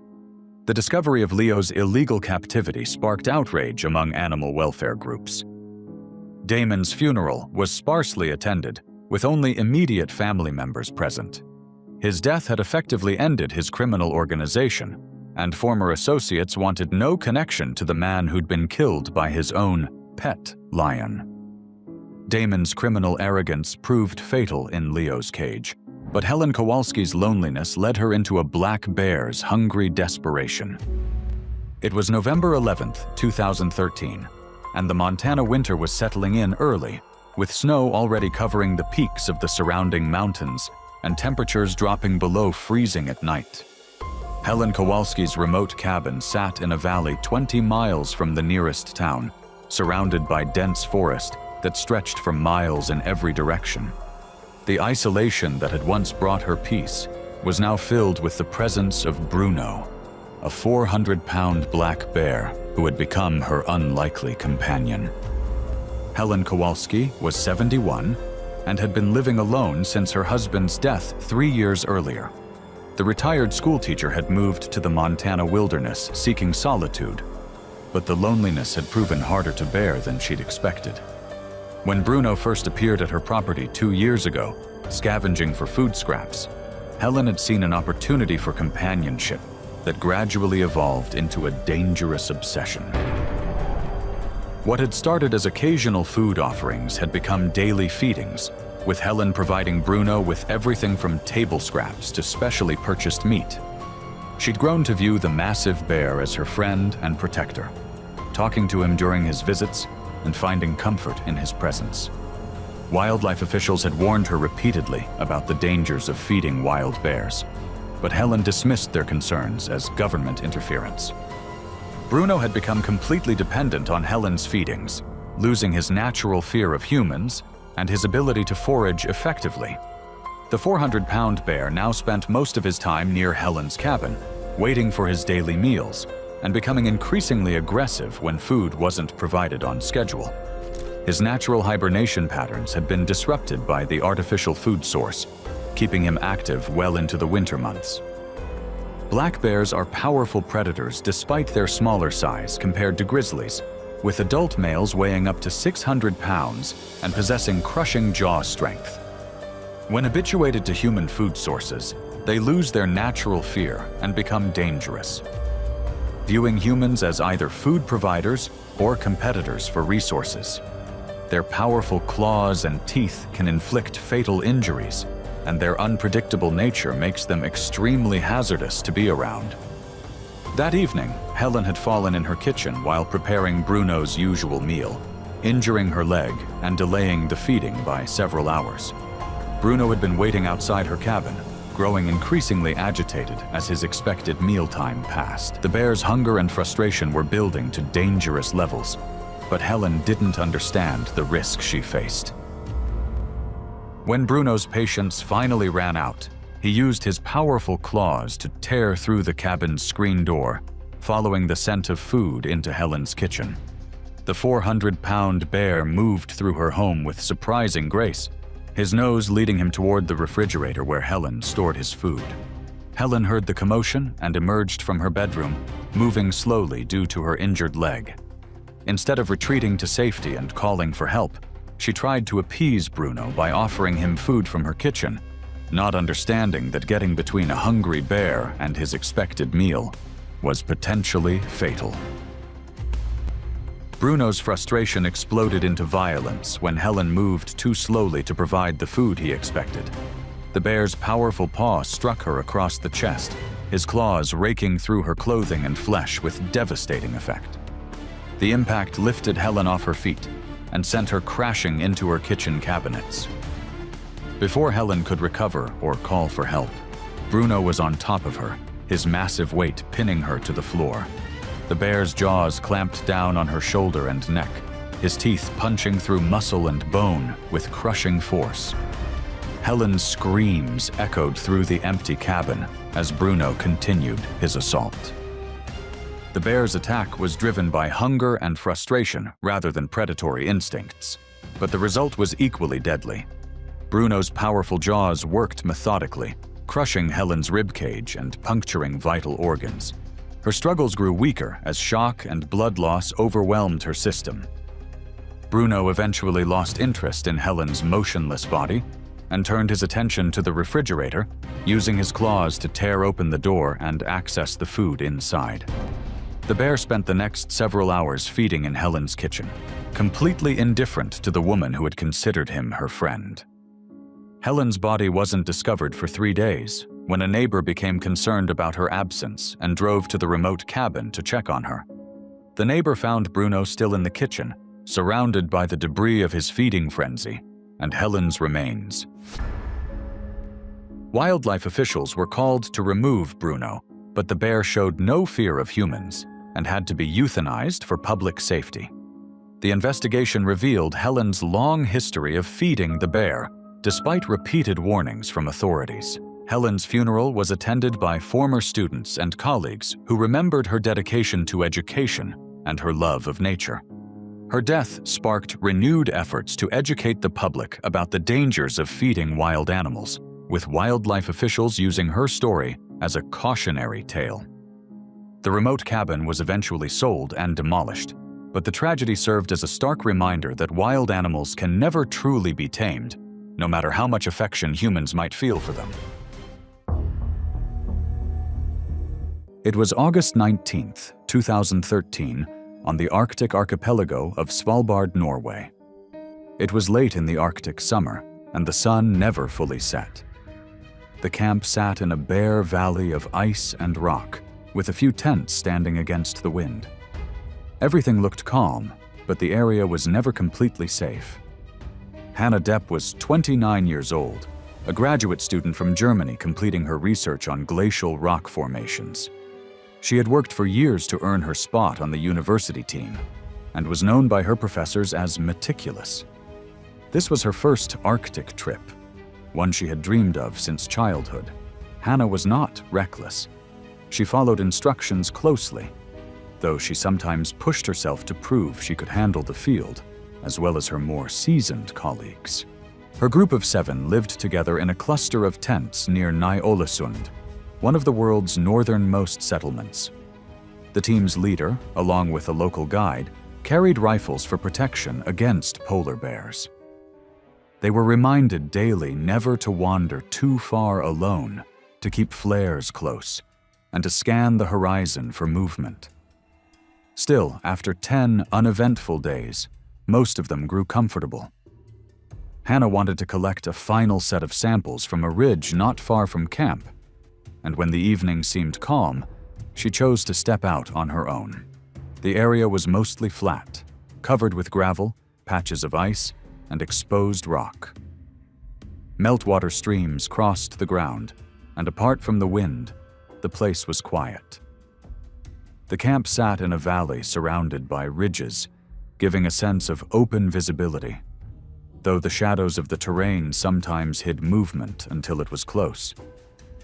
It was a place where silence could be misleading. Polar bears are the largest land carnivores in the world.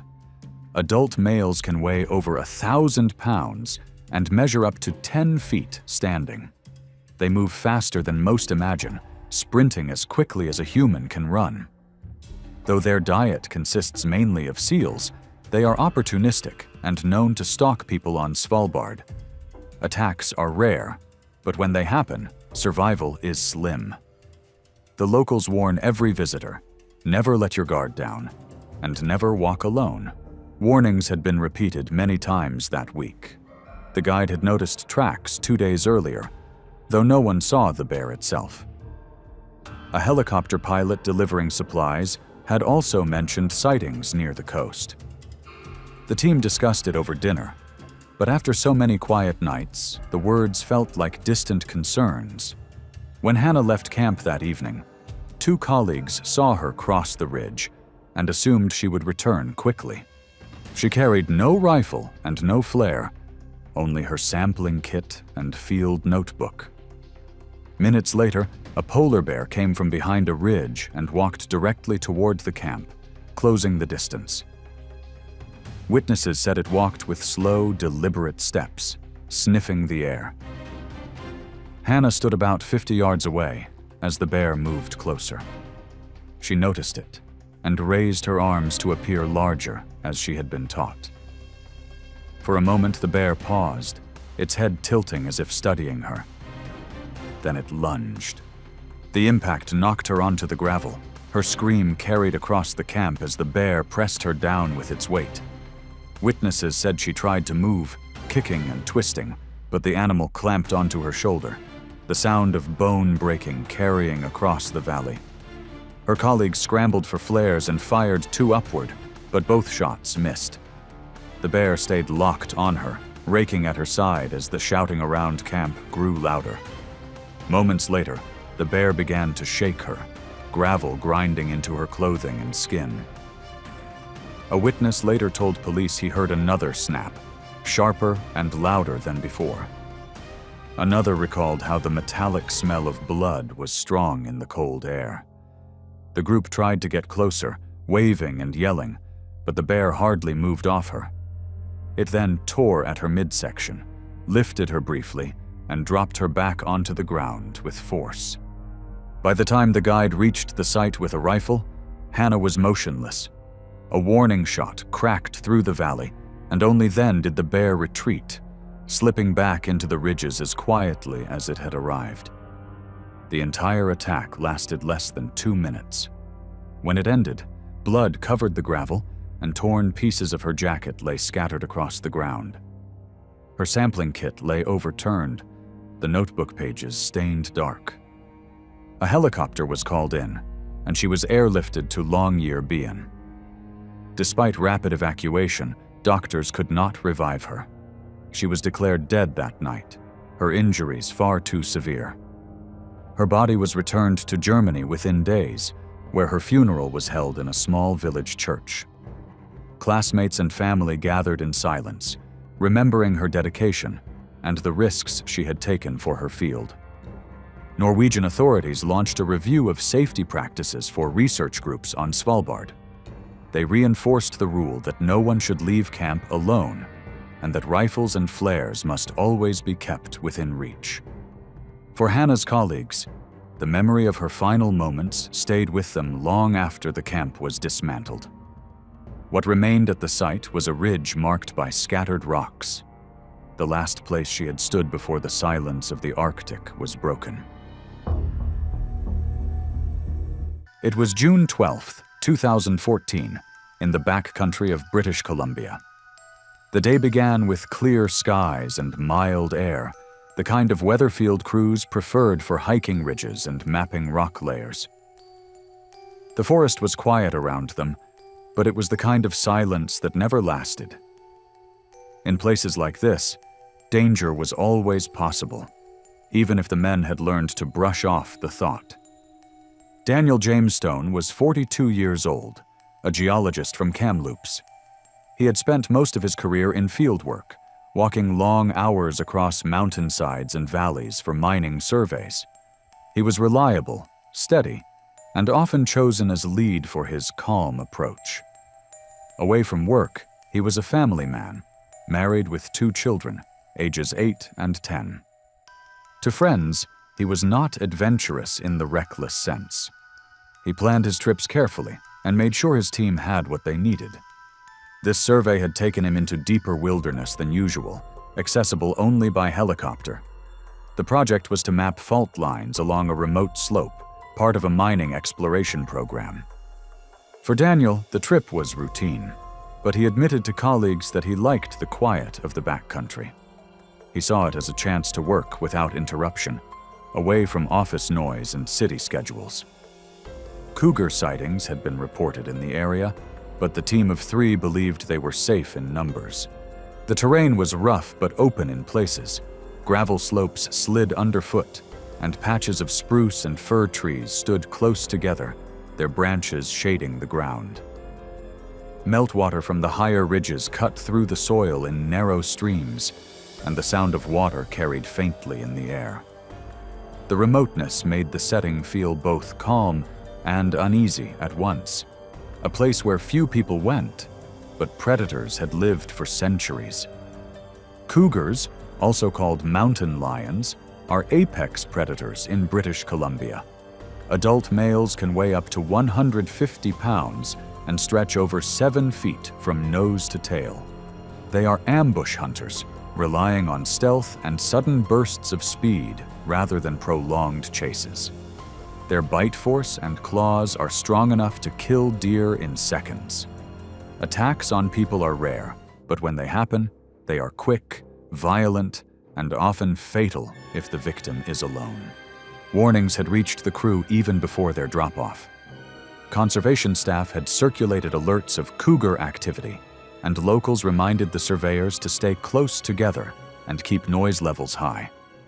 In the first few days, they saw no signs. By the 3rd day, they grew more relaxed, focusing on rock samples and GPS mapping. Daniel trusted the rule of safety in numbers and allowed himself to walk a little behind when checking loose outcrops. It was a small decision that would prove costly. That afternoon, the team moved across a slope of broken rock. Daniel slipped on loose ground and fell a few steps behind. The others kept walking, expecting him to catch up. Within seconds, the forest's silence broke. A cougar leapt from an overhang above, its body almost blending with the rock and brush until it was on top of him. Witnesses later described the speed as shocking and noted that cougars are almost always silent until the moment they strike. The cougar clamped its jaws on Daniel's neck and shoulder, pulling him down hard onto the gravel. He kicked and twisted, his boots scraping across the loose rock, but the weight of the animal kept him pinned. His scream carried through the trees, and the other men turned in panic. One yelled while the other threw rocks, trying to drive the animal off. A hammer struck its side, and for a moment the cougar let go. Daniel tried to move forward on his hands and knees, but before he could get far, the cat circled and lunged again. Its claws tore across his back as it clamped down once more, pressing him flat against the ground. The men later recalled the growl of the cougar, the scrape of boots against rock, and the silence when Daniel stopped moving. Blood spread across the gravel where he lay. Startled by the shouting, the animal slipped back into the brush. The two men froze in place, holding flares they had never managed to use. When they reached Daniel, his injuries were severe. The puncture wounds in his neck and shoulder bled heavily, and he was unresponsive. They used the satellite phone to call for help, but the rescue team could not reach them before nightfall. The body was retrieved by helicopter the following morning. His sampling kit and notebook were found nearby, stained with blood but still intact, the last traces of the work he had come to do. Conservation officers tracked the cougar that same day, following signs in the brush. By the following evening, it was located and euthanized, standard protocol for attacks of this kind. Officials later explained that the animal was a healthy adult male, likely hunting deer in the area. For Daniel's family in Kamloops, the news was brief and devastating. His funeral was small and private, attended by relatives, friends, and co-workers who spoke quietly about his steady character and years of dedication. Authorities used the incident as a reminder. Field crews were told again that noise and close spacing are their best defenses in cougar country. Tools like hammers and rocks had given the men seconds, but not enough. In the weeks that followed, Daniel's colleagues replayed the events again and again, remembering how fast the attack began and how quickly it ended. The wilderness that he had loved for its silence became the place where he was silenced, leaving only the empty slope and the sound of water running through the rocks. It was September 18th, 2015, in Yellowstone National Park. The early fall air was cool, and thin clouds drifted above Hayden Valley. At first, the day looked ordinary, with the same calm and quiet visitors that they often expect in the park. Yet, Hayden Valley is also a place where encounters with wildlife can turn dangerous without warning. Karen Bruce was 34 years old, a doctoral candidate in geology from Colorado. She had been working on her dissertation about volcanic rock samples and was excited to spend time in Yellowstone, where the landscape gave her material she could not find elsewhere. Karen was disciplined in her work, careful with her notes, and patient with long days in the field. She was respected by her professors and known by classmates for keeping a level head. This trip was an important step for her. She had been granted access to work with 2 park rangers who guided her through the areas where rock sampling was permitted. For Karen, it was a chance to show she could manage serious fieldwork in a demanding environment. She was aware of the risks, but believed that with trained rangers beside her, the chances of real danger were slim. Hayden Valley was broad and open, with grasslands broken by scattered brush. Bison were spread across parts of the meadow, and shallow streams ran through the low ground. The soil was damp from rain the night before, and the air was cool and steady. Visibility across the valley was generally good, but near the slopes, patches of willow and dense shrubs created cover where large animals could stay hidden until they moved into the open. Grizzly bears are among the most powerful animals in Yellowstone. Adult males can weigh more than 700 pounds and run at speeds close to 35 miles per hour. Their bite is strong enough to crush bone, and their claws can tear through muscle with ease. While most bears avoid people, surprise encounters often lead to charges. Park officials remind all visitors to carry bear spray at the ready, since even seconds of delay can make the difference between escape and tragedy. There had been warnings in the park that week. Rangers had posted notices of recent grizzly activity in the valley, especially in areas where berries were abundant. Several hikers reported seeing tracks along trails, and one group had observed a bear crossing the meadow days earlier. Karen and the rangers read the postings, but with no bears spotted during their shift, they felt the chances of trouble were low. Their bear spray stayed in their packs instead of in their hands. By mid-morning, the group stopped near a slope where Karen wanted to take samples. She moved slightly ahead of the rangers to examine the rocks. The men stayed back, watching the valley floor. The scene was quiet until a sudden movement broke the stillness. A large grizzly emerged from the brush less than 100 feet away, its head low and body tense. Karen froze as the bear charged. Witnesses later described how quickly it covered the distance, the sound of its paws pounding the ground growing louder in seconds. She stood still, arms stiff at her sides, and before she could react, the bear slammed into her and knocked her flat onto the wet soil. The rangers shouted and rushed for their spray, but the canisters were buried in their packs. The bear clamped its jaws onto Karen's side and pressed her against the ground. She tried to twist, her boots sliding in the mud, but the animal pinned her with its full weight. One ranger pulled out his spray too late, and the other threw a rock, but neither action changed the attack. The bear pressed her harder into the ground, then raked its claws across her torso, tearing through her jacket and skin. Witnesses later said what stayed with them was the mix of sounds: the bear's heavy breathing, the scrape of soil under its paws, and the short cries that ended too soon. The struggle did not last long. As the rangers shouted and tried to move closer, the grizzly finally released her, backed away from the body, and turned into the brush until it was out of sight. The rangers reached Karen immediately. She was motionless, her injuries severe and beyond help. They radioed for emergency assistance, and within minutes, medics were on their way. A rescue team arrived quickly by vehicle, but there was nothing more to do. She was declared dead at the scene. Her body was flown back to Denver, where her funeral was small and quiet, attended by family, professors, and classmates. Her colleagues described her as determined and committed, someone who cared about her work and believed in finishing what she started. Park officials reviewed the case and stressed the same lesson they had repeated for years. Bear spray must be kept ready, not stored in packs. They reminded researchers and visitors alike that even trained rangers are at risk when basic precautions are missed. Karen's death became another example of how fast a grizzly encounter can turn fatal, and how even experienced people can underestimate the speed and strength of the animals that live in Yellowstone.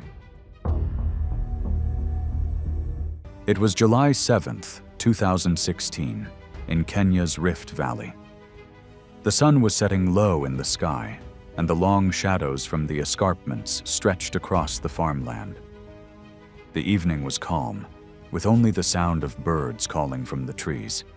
But in this region, where farms and wild bushland met, dusk was often the most dangerous time of day. Michael Mitzifor was 47 years old, a geologist from Nigeria. He had worked for more than 20 years in the field and was respected for his patience and attention to detail. His colleagues knew him as steady and methodical, someone who double-checked samples and recorded notes carefully, even after long, exhausting hours. Away from work, Michael was a family man.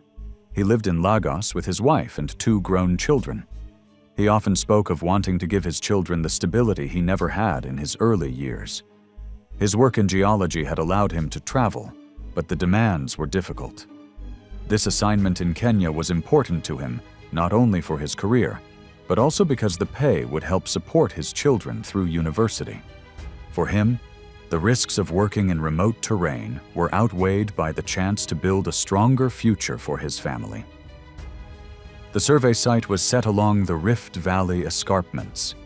The ground was dry with loose soil, rocks, and small patches of farmland next to the bush. Fields of maize and millet bordered the area, and acacia trees grew in scattered groups. When the wind picked up, dust was carried through the air. At dusk, the light dropped fast, and shrubs along the edge of the bush made it hard to see movement until it was close. Elephants are common in this part of the valley. Adult bulls can weigh as much as 12,000 pounds and stand more than 10 feet at the shoulder. Despite their size, they move quickly, reaching nearly 25 miles per hour when charging. Their tusks can puncture with lethal force, and their trunks and legs are powerful enough to crush. While many elephants are calm if left alone, they become aggressive when startled or when they believe humans are too close to feeding areas or calves. In the days before the incident, the survey team had been warned. Villagers pointed out fresh dung and trampled paths near water points where elephants had passed recently. They urged the geologists not to linger after sundown.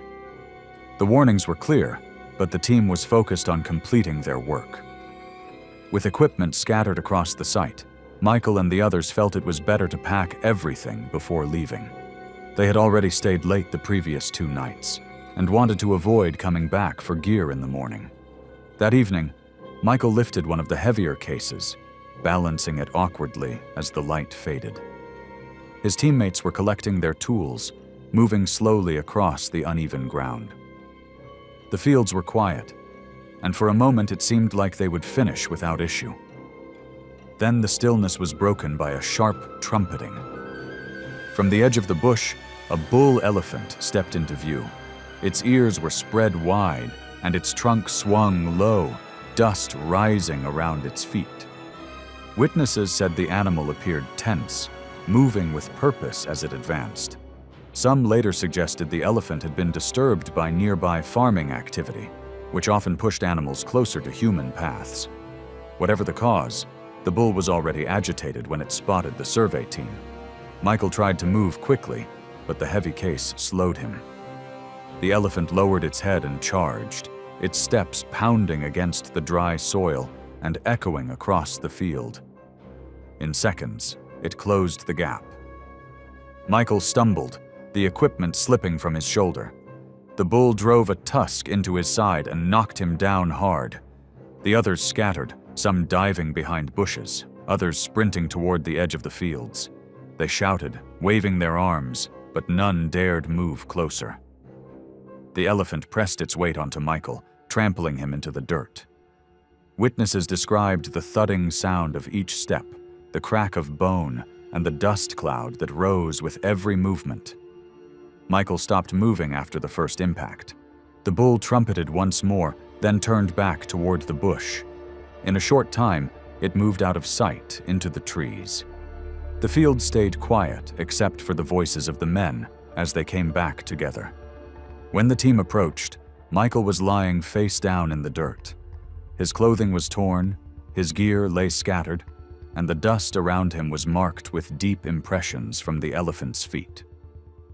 The team radioed for assistance, but with darkness setting in, recovery had to wait until morning. They stayed nearby through the night, keeping watch for more movement in the bush. At dusk, they covered Michael with a canvas sheet from their supplies, then waited until authorities could reach the site at first light. Authorities later arrived with vehicles to collect the body. His remains were placed in a stretcher and covered before being transported out of the valley. His samples and notebooks, some stained and damaged, were also gathered. Within days, his body was flown back to Nigeria. The funeral was held in his hometown, where family, friends, and colleagues gathered. It was a quiet service, with co-workers remembering him as disciplined and steady. someone who gave careful effort to his work. His children, now left without their father, carried forward his memory as a man who valued persistence and sacrifice. Kenyan officials later reviewed the case. They reminded companies to end fieldwork earlier in the evening and to take local warnings seriously when elephants were active nearby. Coverage of the incident remained regional and received little international notice.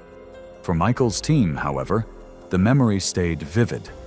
The place where they had measured rocks and collected samples became the place where they witnessed how quickly safety could end when the path of humans and wildlife crossed. One stumble in the Rift Valley was enough for an elephant to end a life. And in the Sundarbans, even the smallest gap in a group was all it took for a tiger to claim another. It was November 12, 2018, in the Sundarbans along the Bangladesh-India border. The tide was low, and the mangroves spread out in a maze of roots and narrow channels. To most, the morning looked ordinary, with still water and the calls of distant birds. Yet in this place, danger often came quickly, hidden in the thick brush where the forest met the mud flats. What seemed quiet could change in seconds. Arif Hossein was 38, a geologist from Khulna, working on a government contract to collect soil samples from the coastal forest. He was steady in his work and had a reputation for being patient, careful with measurements, and dependable when deadlines pressed. His wife and young daughter depended on his income, and though he knew of the tiger risks in the region, he agreed to the assignment because it offered more pay than his usual work. For him, this trip was both a responsibility and a chance to prove himself reliable to his superiors. He had heard stories of tigers moving through villages, taking livestock, even people, yet he believed the team's size and the presence of rangers would reduce the risk. The team agreed to keep close, finish the soil sampling quickly, and head out well before dusk. He carried a small kit, tools for digging, and a notebook to mark sample points. A small tin of chili powder, sometimes used as a crude deterrent in the Sundarbans, had been left behind with one of the rangers. At the time, it seemed unimportant. The Sundarbans were a challenging environment to work in. Mangroves grew tightly along the creeks, their roots sticking out of the mud. The air smelled of salt water mixed with decay from plants left behind as the tide went out. Crabs moved across the mud while birds searched in the shallows. The canopy blocked much of the light, and once away from the open banks, it was hard to see more than a few yards. In that cover, movement could stay hidden until it was near. Tigers in the Sundarbans are smaller than those found inland. Adult males usually weigh between 350 and 420 pounds, still powerful animals with long limbs adapted for moving through swamps and mangroves. They are capable swimmers, often crossing tidal channels, and their diet includes deer, boar, and sometimes people.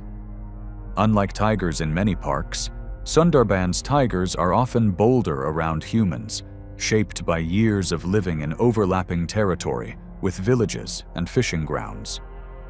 Attacks are not rare, and locals recognize that the animals strike quickly and with little warning. That morning, the team worked near a creek, the tide pulling water out and exposing soft mud along the banks. Villagers had warned them earlier about recent tiger tracks near farmland, only a few kilometers away. The rangers repeated their instructions to stay close, avoid the thickest cover, and remain alert. Even in daylight, the mangroves were dim, and movement could be hidden within a few yards. As the group spread slightly to check different soil points, gaps opened between them. Arif stepped several yards off the main path toward a patch of exposed ground where he wanted a cleaner sample. His colleagues could still see him, but the brush behind him was dense. The men later said they noticed how quiet it had become. Bird calls stopped, and the sound of crabs moving in the mud was suddenly sharp. One ranger had begun scanning the tree line when it happened. A tiger came out of cover with sudden speed, its body low, crossing the distance in seconds. Arif barely turned before it struck, clamping its jaws into his neck and shoulder and forcing him into the mud. The weight of the animal pinned him before he could struggle upright. Witnesses shouted, some throwing sticks and striking metal to make noise. The tiger did not let go, pulling Arif backward into thicker cover. His boots scraped against roots, leaving marks in the mud. For a brief moment, the men still saw him on the ground with the animal over him, before both slipped deeper into the mangroves and out of sight. The sounds carried longer than the sight. Colleagues later recalled hearing only a few short cries, cut off quickly, along with the snapping of branches as the tiger dragged him into cover. Within moments, the swamp was silent again. The group advanced only a short distance before stopping. The ground was unstable, and they feared provoking the animal further. Rangers fired a warning shot into the air, but by then, both Arif and the tiger were gone. Search teams returned the following morning with more rangers and villagers who knew the terrain. They followed drag marks in the mud, broken roots, and patches of blood. About 200 yards from the site, they found parts of his kit, his sample bag torn, notebook soaked, and a tool partly buried in wet soil. Deeper inside the mangroves, they discovered partial remains, scattered near roots where the tiger had fed. The recovery was slow and careful, the team using poles to probe the mud before stepping in. His body was flown back to Khulna 2 days later. The funeral was held in his neighborhood, attended by relatives, neighbors, and colleagues from his department. The service was quiet, marked by prayers and the simple acknowledgement of a life ended in the line of work. His wife and young daughter received modest support from authorities, though far less than many had hoped. Officials classified it as part of the ongoing human-tiger conflict in the Sundarbans, noting that such attacks, while tragic, were an established risk in the region. The story did not spread far beyond local papers. For those who worked with him, it was a reminder of how quickly conditions in the field could turn. For the villagers who lived near the mangroves, it was another chapter in a long history of living alongside tigers, one where the balance of survival often tipped unpredictably. Thanks for watching. Want to watch more? Click on your screen now.